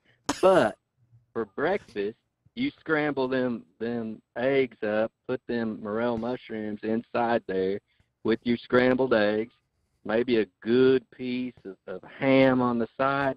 Come on, man. You'll eat your fingers off trying to get to the bottom of the plate. Oh, man, Joe, we need to have you calling every week. I'm telling you. This make my job easy. Really. Right. I need to learn to be a storyteller. You don't need all of this. You really don't want to. Joe and I talked one day. He had a radio show like at midnight because he called in. You talked to me one afternoon early on in the show. That night you had a call at like midnight with some other radio show, and the next day I called you. Hey, I texted you. What'd you talk about? And you said, I don't know, something urine and throwing. I don't know what it was. Like throwing something in a fire, and I don't know, like jungle cat urine. I'm like, what? He goes, I don't even remember. It sounded good. I'm like, damn, man, how you make that stuff up? That's the thing he doesn't. Well, and I was going to, and that's the sad part is that you don't know if he's joking or not because everything he says has the potential for being This true. is a man who pulls a trailer around called the meat coffin. I'm just telling you. And by the way, you let me borrow that one time for the what was that? The pig competition there, the roast suckling pig. Yeah. So hey, go ahead and tell Randy about our night at the big concert. Oh no, man, dude, I can't. He just got this look of horror. Joe came across his Joe face, was singing with the Village People doing the YMCA, dude. It was You know what? It would have been better though if you had that Captain America suit on that you sent me that picture of. Damn, I'm telling you, why did you not have that for that night? Oh my goodness, that was a fun night. I'll tell you what. I don't even remember who was it. Was it Casey and the Sunshine Band? Was that that was the headliner, right? Oh, KC was still. That is correct. He was still boogieing down with the ladies, man. I'll bet he took 2 or 3 of his backup singers home and said, "Hey, y'all play. I can't do it anymore. I'll just watch." Sorry, this is a family show. I should have said that, but dude, that's what they do in Missouri at the casinos. Kids, that'll tell you: don't gamble. Hey. Stay away from the casinos. Hey, Joe, are you going to be at MBBQA next week? What's that? At the barbecue annual conference next week in KC? Oh no, Man, you should. No, actually, I was gonna try to see if if I could weasel that YMCA out of you at a bar somewhere. Oh, dude, it was awesome. It was muggy and warm, and it was a cool time. I man. love it. And Joe drove, so it didn't matter. So I gotta think of something I can top squirrel sushi. I did a 5-spice squirrel sushi hand roll with a maple teriyaki syrup in there. And it had like really finely julienned cucumber, and then avocado slice in there. Damn, it was pretty damn badass. And then it is shumai dumpling with a touch of pork, all that nice ground up squirrel meat, and had garlic. What it have? Man, all sorts of crap in there. And then I had five basil dipping sauce with it.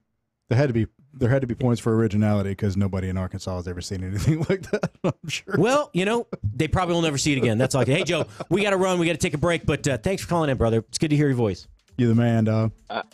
All right, guys. See you later. Hey, take care. Oh man, Joe Wilson. He is a class act. I'll tell you what. Don't let him fool you. That is a smart man and a hardworking business person.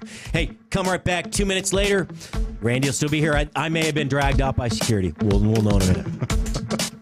Follow Chef Patrick Mosher on Twitter @Food. Have you done it? You catch a glimpse of yourself in the mirror?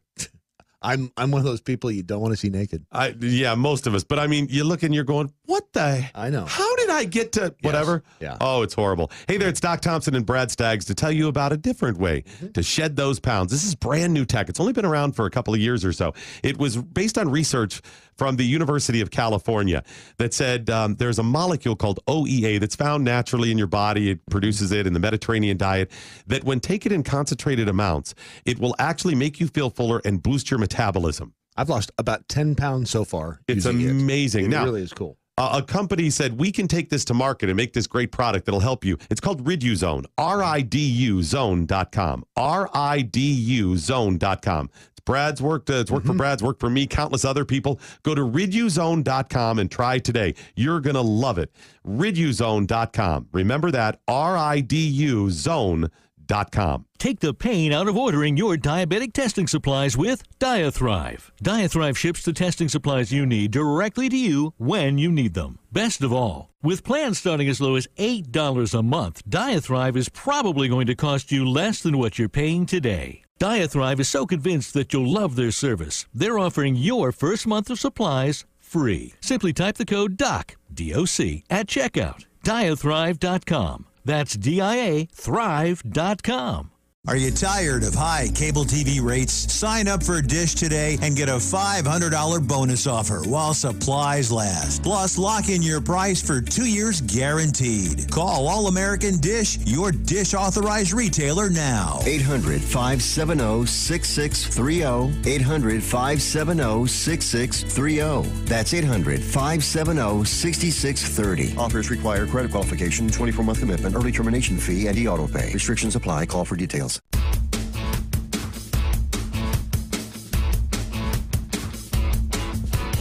And last half hour, hey, Joe Wilson called in. Why the hell aren't you calling in? Come on, man. Come on. That's classic. It was cool. Oh my God. It was cool. He gave us a little bit of his time because he is awesome. He's a really busy guy. So he called me a little earlier. He was telling me about this whole squirrel brain thing. And I'm like, dude, if you do not let me help you. So he's trying to figure out the kind of venue he wants to cook at, whether it's like an outside open fire thing or some fancy fine dining French place. Dude, you could make I'll tell you what, you could make a real, look, they take uni, sea urchin roe. Mm-hmm. They take foie gras. They make sauces from anything now. Oh, yeah. You could blend that in and you wouldn't even know it. Oh, yeah. Yeah, little burr mixer, done. Oh yeah, absolutely. Hell yeah, yeah. My favorite tool, the hand blender. It turns anything into whatever you want it to be. It would be. The submersible blenders are awesome, by the way. Absolutely. They changed the game in restaurants. So you can make 5 gallons of dressing in like 42 seconds. Hell yeah. It's awesome. Motor, absolutely. Yeah, so hey, the phone line is 202-900-3990. No, it's not a toll-free freaking call. Y'all got free minutes now. Dial the damn number. Jeez. It's not toll-free. Calling from my landline. Dude, I haven't had a landline now in 20 years, 10 years. I haven't either. So Joe Wilson does run what he calls the Squirrel Dairy. And I want to tell you, we had a listener very concerned. And I need to console this listener that Well, squirrel dairy isn't really a squirrel dairy. It's more like a squirrel hunting ground. So the only time we milk them is when they're sucking the flesh off the dead bone, the bones that have been cooked. There's no milking the squirrels. Well, it's like cattle. I mean, you've got milk squirrels and you got meat squirrels. Actually, that's damn funny right there. Oh man. No, we would never. We would never cook a milk squirrel. So Karen Engel, Karen goes, can you imagine the T-shirt? LOL. Kill a squirrel and save the red panda. And he said I wish he'd gone further with the narwhal because I think that's funny. Yeah. And then she goes, please promise me you're not cooking the squirrels they get the squirrel milk from. Can I tell you what, man? We tried to go hunting for squirrels about a week before the event, and we tried hunting on and off several days before. There was nothing, man. I don't know if they all got their squirrel buddies. They were tipped off. They got in the trees and shouted from the rooftops, and I don't know, but they must have some means of communication because there was there were like 8 of us out there. Yeah, not a single squirrel shot. They had an informant. Maybe informer. I used to be able to sing all those words, but my mouth doesn't move that fast. I can barely say Patrick Mosher, the Food Biz Pro, which I say like 20 times a day, without getting tongue-tied and all twisted up. Yeah. But you know what helps? You know what does? Coffee. Coffee, but you know what goes good with coffee? What? Nostalgia wild rice, dude. Yeah, it does. I know. You know, it even goes better than that. Oh, damn, you know what we should make? Oh, I got it. Squirrel brain etouffee over wild rice, baby. Sweet. Actually, dirty rice with it would be awesome. I've cooked all sorts of stuff with this. We did a 12-hour Black Friday marathon. And by the way, Nostalgia, I don't even know how to spell it, and it's right in front of me. Just go to SpoonyWildRice.com. Look, Lori and Jay, they're awesome people. They were down here last week. Monday. They spent the whole day on the air with me, 2 hours. We talked about the cool, the uniqueness, the fond memories, and the unbelievable stories you have growing up in the country as a child. Mm-hmm. Because I grew up in the sticks, man. We were 7 miles outside of town, and granted, it was 7 miles outside of a town of 7,000 people. It was probably 4,000 people then. They live in a town. They live 20 miles outside of the closest town of 400. Dude, that's called a little bit isolated. But anyway, they have great products. They have cultivated wild rice. They have wild rice. Wild rice. Extra wild. Do you know it's gluten free? It's almost a complete protein. It's only missing one amino acid to be a complete protein. It's high in fiber. Check out the carbs. Does it have carb information? Yeah, and you can open it up and look in the back there. Just peel it open. But the carbs are actually it's really good. It's diabetic friendly. So if you're looking for a good high nutrition, low glycemic index carbohydrate to add to your diet, there you go. And use it just like you would use any other grain. Quinoa, to me, it starts, when you cook it the right way, if you get not the pre-cooked stuff, it smells like asparagus to me. Yeah. You got to rinse it several times and steam it. It's not my favorite. I'll eat it. It's good in salads, but this is great. It's got a little more texture than regular rice. It's a great product. They have some other stuff that I made these chocolate waffles, or Lori did the other day.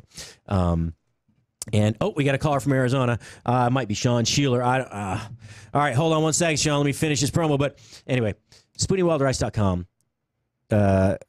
Lori and Jay are awesome people. They have all sorts of stuff, not just wild rice stuff. They so that's the side dish, the polenta. It's basically crushed rice. Mm-hmm. They take that, you cook it, make the side dish. What you have left over, you can make a waffle mix from. Savory waffles. But we made these.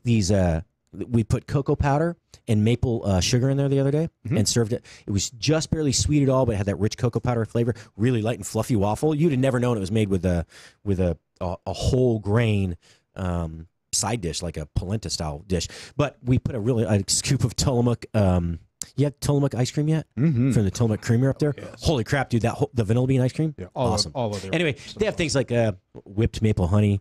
They have beer jellies. Awesome. They have like 50, 60 products. But until the end of this month, which is Sunday, you can put in the promo code Spoony. Spring 10. Spring 10, not Spoony 10. Spring 10, and you get 10% off your entire order. Look, they're great people. We're trying to help them grow. There's still a lot of frozen groundwater. It's going to be a rough spring for them.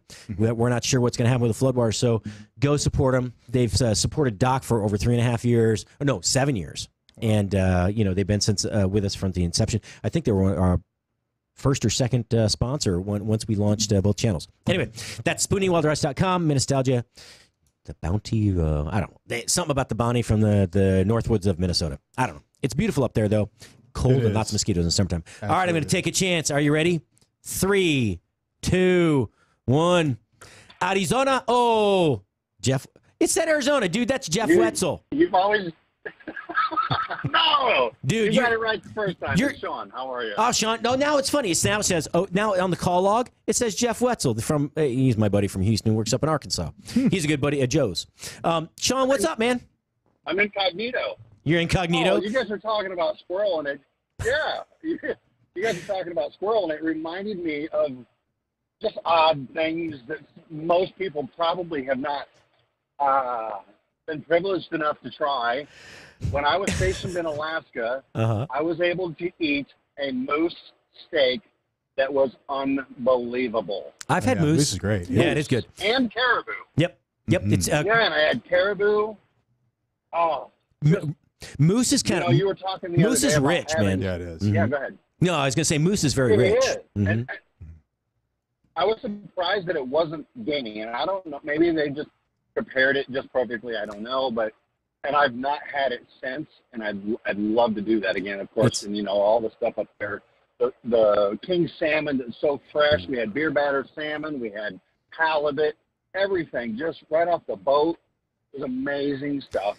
I'll tell you, fresh halibut like that is one of my favorite fish. I mean, it's almost as light and flaky as like Chilean sea bass. Absolutely. When it's so fresh, I love it. But it's got that perfect meaty texture. Absolutely. I mean, slight oily. It's rich. Oh man, my God, it's so delicious. good. I made some a week ago, and it was fantastic. So when the salmon first start, when the salmon season first opens up, the fattiest salmon are available, and they're so fatty that you can barely break them down without like tearing the flesh. It's like Jello. Yeah. I mean, you touch the fish and it wobbles all the way up to the eyeballs. Right. And then they have we talked about it on the air the other day.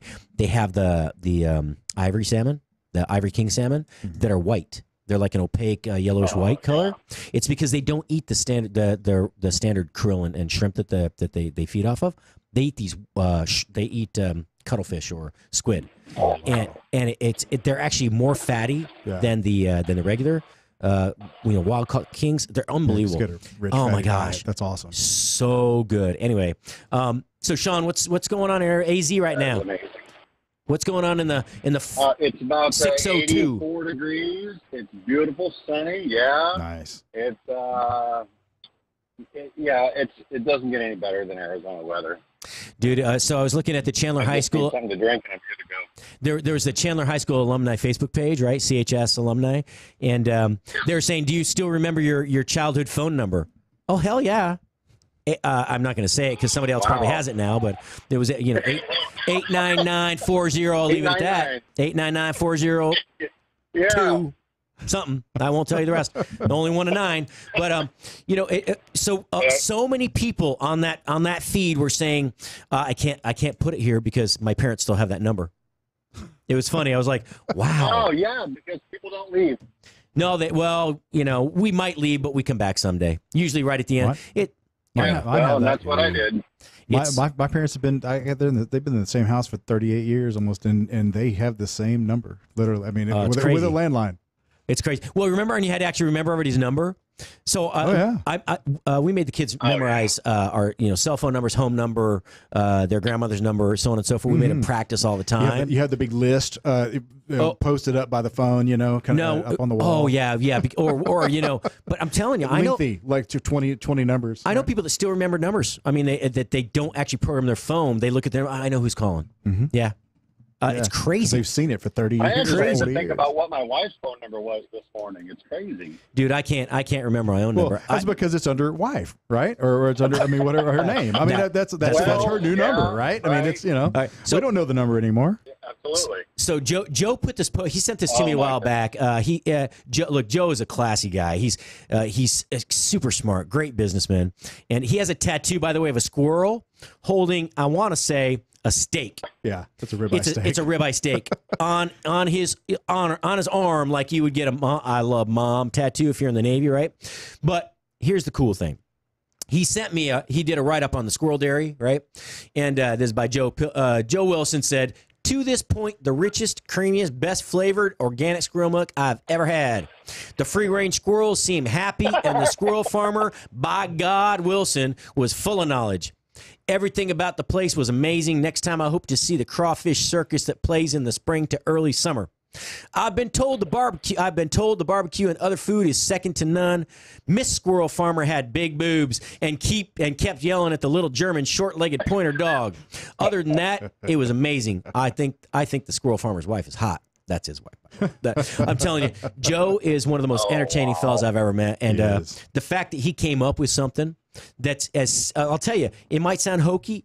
Those folks take it serious, man. Absolutely, that world champion squirrel cook-off. He wants me to come up. He tells me, he says, no, you got to come up and see this. Man, I'm telling you, I spent 3 or 4 days just thinking of the concept, and it wasn't just myself. I was with the team from Fred's Hickory Inn, where I was brought in as a chef and kind of helped them reopen with my buddy Greg Cockerman and some other people up there. But I'm telling you, it takes a lot to get creative with squirrel because there's not a lot of meat on that thing, man. Yeah.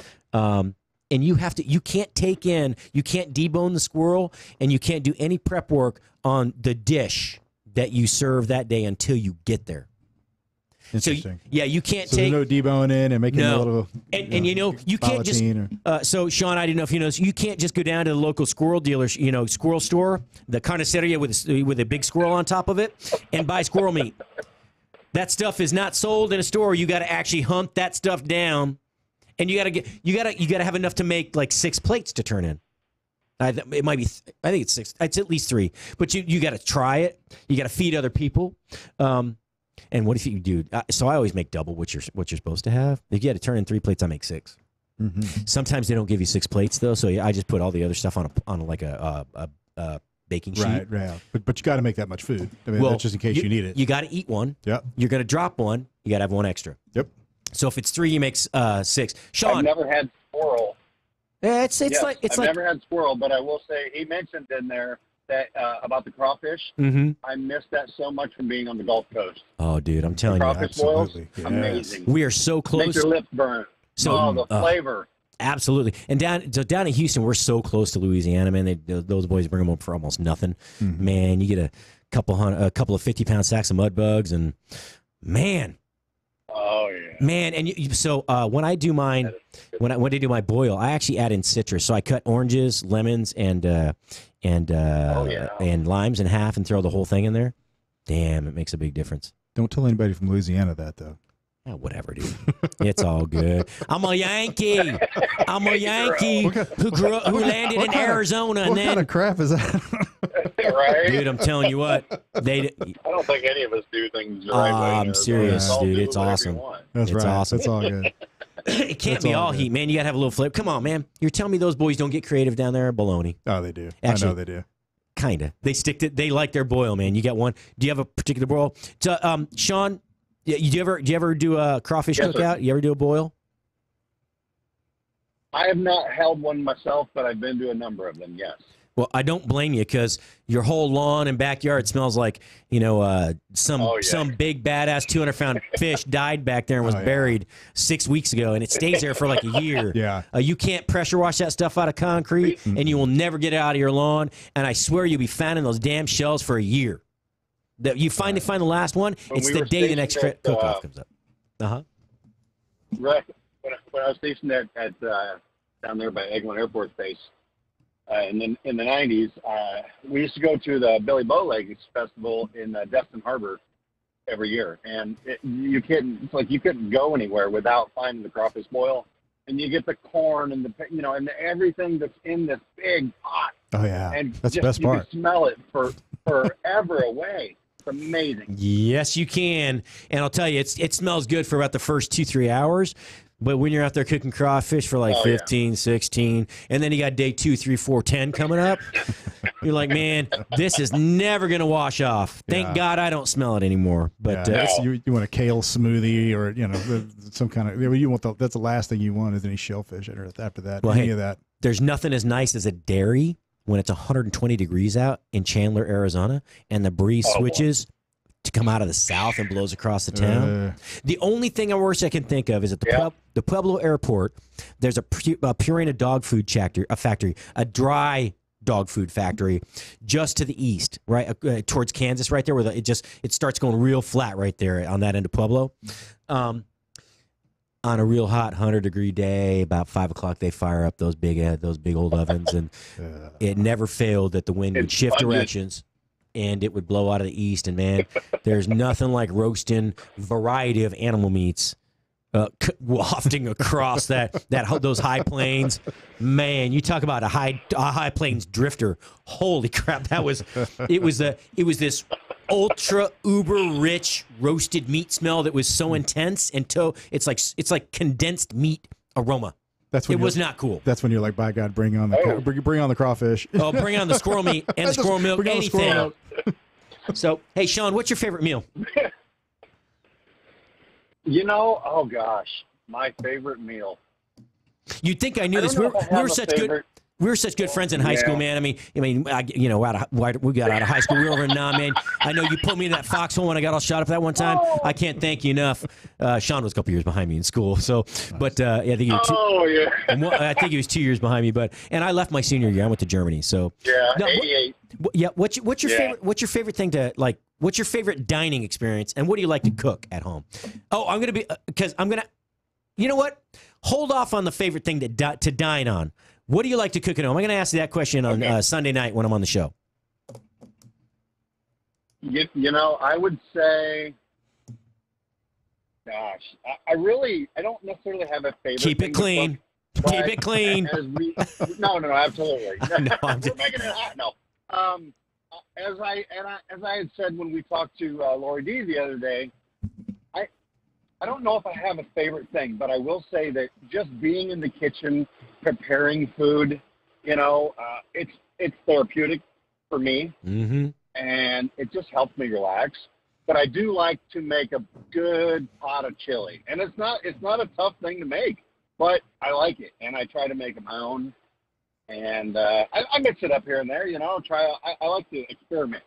So I might throw in some different things one day, but then I do the next. Okay, there's no experiment in Texas. I got one question for you. Beans or no beans, brother? Dude, I'm poor. I got to put beans in. I can do it either way, but I like the beans. Yeah, I like the beans. I would never tell anybody in Texas, but I'm a broke guy living in a radio studio up here. It's gotta be filling. It's got to be. I got to get 3 times the volume of the beans to the meat. So it's like 2 cups of beans per bowl, a quarter cup of meat, and the rest is sauce. Phil. I grew up on chili with beans. You? Yeah. Beans or no beans? So I've had both. And I like both. And I say this as a card carrying Texan. I love both. I like having beans. They just revoked his card, man. They just came in and took it. Don't think I'm not gonna. Yeah, don't think I'm not gonna get it as soon as I get off of this. Off of our show. I'm sure I'm gonna get a nice grouping of hate mail. So phone calls. Someone's gonna pull his Lone Star card. Absolutely, but no, and I like both, but I like it a little bit more filling. So I like the beans. Hey, Richard Brandt goes, is Kung Pao squirrel too mundane? I have the most authentic Kung Pao recipe you'll find. Joe goes, jump on it, brother. Kung Pao will do just fine.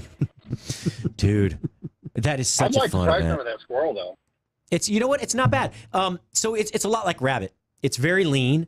It's not gamey at all, which you'd be surprised. But there's not a lot on it, man. If you're gonna not debone it, just be, you think rabbit has a lot of bones in it, just be It's kind of like, you ever watch that lady on YouTube, that Chinese eating the chicken feet and like just pulling the bones out with dude, that kind of freaked me out a little bit. I like the gelatinous chicken feet as much as anybody else does when you go and get I just use them though. I don't dim sum. But that one thing, she has this big bowl of them, right? She just never stops. I'm like, and she's using chopsticks instead of her fingers. Yeah. Okay. I don't know. It's a little creepy.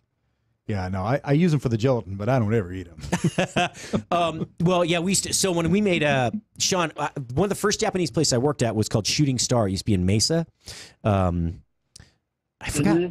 It was actually kind of a fast food place, but it was a drive-through place. We made everything from scratch. They had a sushi bar where I didn't get to work there. I was the gringo guy, and I didn't speak Japanese at that point. But I'm telling you, we deboned every chicken for every dish. We cut every pork cutlet and breaded it. We made our own teriyaki sauce from scratch, and the chicken flavor was we would grill off chicken feet and then throw them in. That was your stock starter, right? I'll tell you that does have a lot. That has a lot of gelatin in there, man. It makes a great stock though. Hey, Sean, do you still live in? Where do you live now in Arizona? I am down just east of Tucson in Vail. Ah, so you can't get out of your car when you're driving on the road. He said, "Do not get out of your car. You're close to the border." I'm not joking. There are signs that say, "Don't get out of your car." I actually go to the border. Yeah, Do I you? actually go to the border for work on a regular basis. Yes, I've been there. What are you doing stuff? You doing stuff at Fort Huachuca you can't talk about, or what? So No, actually I go there as well. So for those that don't know, Fort Huachuca is where the Army Intelligence Training Base is. It's in the Arizona desert right there, just south of Tucson. But Sierra Vista. Absolutely. You know what I love going down to Nogales for, which is the border town right there on the other side of the border. On the other side, they got this turtle soup down there that is unbelievable. Man, I'll try to remember the restaurant we used to go. Yeah, we always went to the same restaurant. My mother, her friend Jack, and my sister Bernice when she would go. Some other friends if they were available, her friends. But man, the broth is unbelievable. I know turtles, you can't eat a turtle. Well, you're eating chicken, squirrel, beef. Turtle. It's what's for dinner, baby. Yeah, the shell. You eat a turtle like you eat anything else, one bite at a time. You just got to be careful. That shell will crack your teeth if you're not careful. So, hey, Sean. I think my favorite thing to go to Nogales for. Oh, you got to go? No. Go ahead. You got 5 minutes. About 4 minutes left. Oh, okay. So you say Nogales. There is a food truck in Nogales, right off of Mariposa and Interstate 19, like right across the street from the Circle K. It's like permanent food truck. They have the most amazing Mexican food. It is so fresh.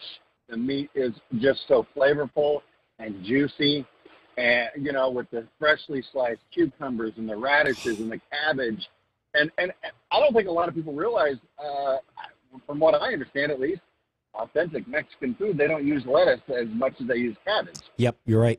And I love it. So people get here's a trick if you're going to cater at home, or hard to do at home, but if you have a restaurant and you need to do a bed to put to display your food on, there's a really cool trick. You take your slicer and you put it as thin as you can, just below number 1, and you take below just right at the first notch on the dial, like it's about a half a millimeter, right? But you take your cabbage, red and white, and you shave it on that, and it makes like paper thin shavings of cabbage, which are there. It's so cool. You soak those and you store them in clean cold water on separate trays. And when it comes time to garnish a tray, you pull those out and you just shake the water off, and it makes I'm telling you, it's the most beautiful garnish on a tray. You mix the red and the white, or you put a little bit of the red over the white. It's freaking cool, and it's so pretty. It lasts for a long time, and it's cheap. It's like so cheap as a garnish. Instead of doing big kale leaves or whatever. Oh, sure. But you're right. They do use a lot more cabbage, especially in Baja-style food.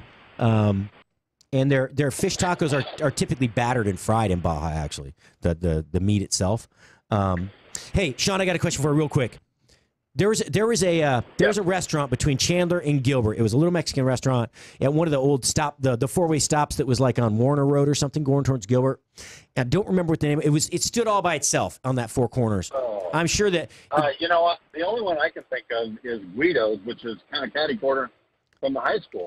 It was further towards. It was about halfway between Chandler and Gilbert on like Warner. It wasn't as far up as Baseline. I think it was Warner Road as you went down into. But I'm telling you, that was where I had my first chimichanga, dude. Smothered in green chili. Wow. I was. I'll tell you. Okay, I'm gonna say. I was happier than a puppy with two Peters, man. I was so excited to eat that. Look, I had just moved there from New York. I know you're. Look, I don't say that. I've never said that on the air before. I've never, and there's a reason, because I wasn't born in South Carolina, and I don't know what that means anyway. So, but I'm telling you, that thing right there changed my life. It did, because there was no taco. There wasn't even Taco Bell. I'm a big fan of the hatch chili. Absolutely. Yeah. So in living in Colorado for so long, man, they don't use that. They actually use the Pueblo chilies, which are very similar. All the Italian farmers down in southern Colorado, Pueblo area, man, like there are so many farmers down. I can't remember all the names, they'll take a whole tractor trailer load of those chilies, and they'll set up just outside of Vegas, and they'll roast those things on the side of the road, man. And you got $12 for a 1 pound bag. Give me 20 of them. I'm telling you, it's ridiculous. Those guys come back. They'll come back with so much cash. It's ridiculous. Yeah. They do that here too. In all the stores here, it's expensive, you know. You know, do you remember how people used to set up like tractor trailer loads? They'd set up pumpkin patches and stuff on the side of the road, Sean, in Arizona, like Baseline Road going out towards. Absolutely. Okay, so three boys brothers went to high school. Yeah, three boys went to high school with Tommy, Kenneth, and Bobby Elcox. Their dad was my mom's best friend. That's why we moved out there. They were friends. He and his wife were friends of our family. And I'll tell you what, man, we used to set up watermelon. He'd buy tractor trailer loads of watermelon and pumpkins during the season, and we would sit out there, and that's all we would do, man. We all day during the summertime, and then whenever we had time during the holidays, we'd be out there at night, and we'd sell Christmas trees too. Nice. Dude, I'm telling you, you want to be entrepreneurial? You go buy a truckload of some sort of melon, and you sit out by the side of the road. You get your son or daughter out there looking sad and hot. Right. Lemonade stand closed. I got to sell pumpkins now. I'm telling you, it works. It works well. But anyway, hey, I love the roadside markets out here. It's awesome. Hey, Sean, you take care, man. I'll talk to you when we call in on Sunday. All right, thank you. So we will. Yeah, we're gonna do it up. Yep. Yeah. So that's gonna be a fun show. Sounds like it. Yeah. All right. Take care, man. I'll talk to you later. All right. We're about done. We're out of time. I have two brothers that I went to school with. There were 30 seconds. I hope I can wrap this up. Kono and Rocco Verduccio. Kono went off to New York, and he's like a newscaster or anchor, sports anchor. He works ESPN and some other stuff out there. Or no, a local. He's on Long Island out there, local channel. But Kono, he runs the family. They used to have a family farm. They still have it, but they also had a landscaping business. Man, I'll tell you, they did that kind of agricultural entertainment stuff. You know, corn mazes and stuff. Yeah, I'm telling you. I love it. The Verduccio Farms in Chandler, Arizona, those guys, they've done it right, man. And the guy's never aged. I hate him. So, no, I'm just joking. Hey, much love to everybody. Thank you, listeners. Thank you, Randy. I love you, brother. Can't wait till Monday. You got it. You be good. Ciao for now. Tune in, guys.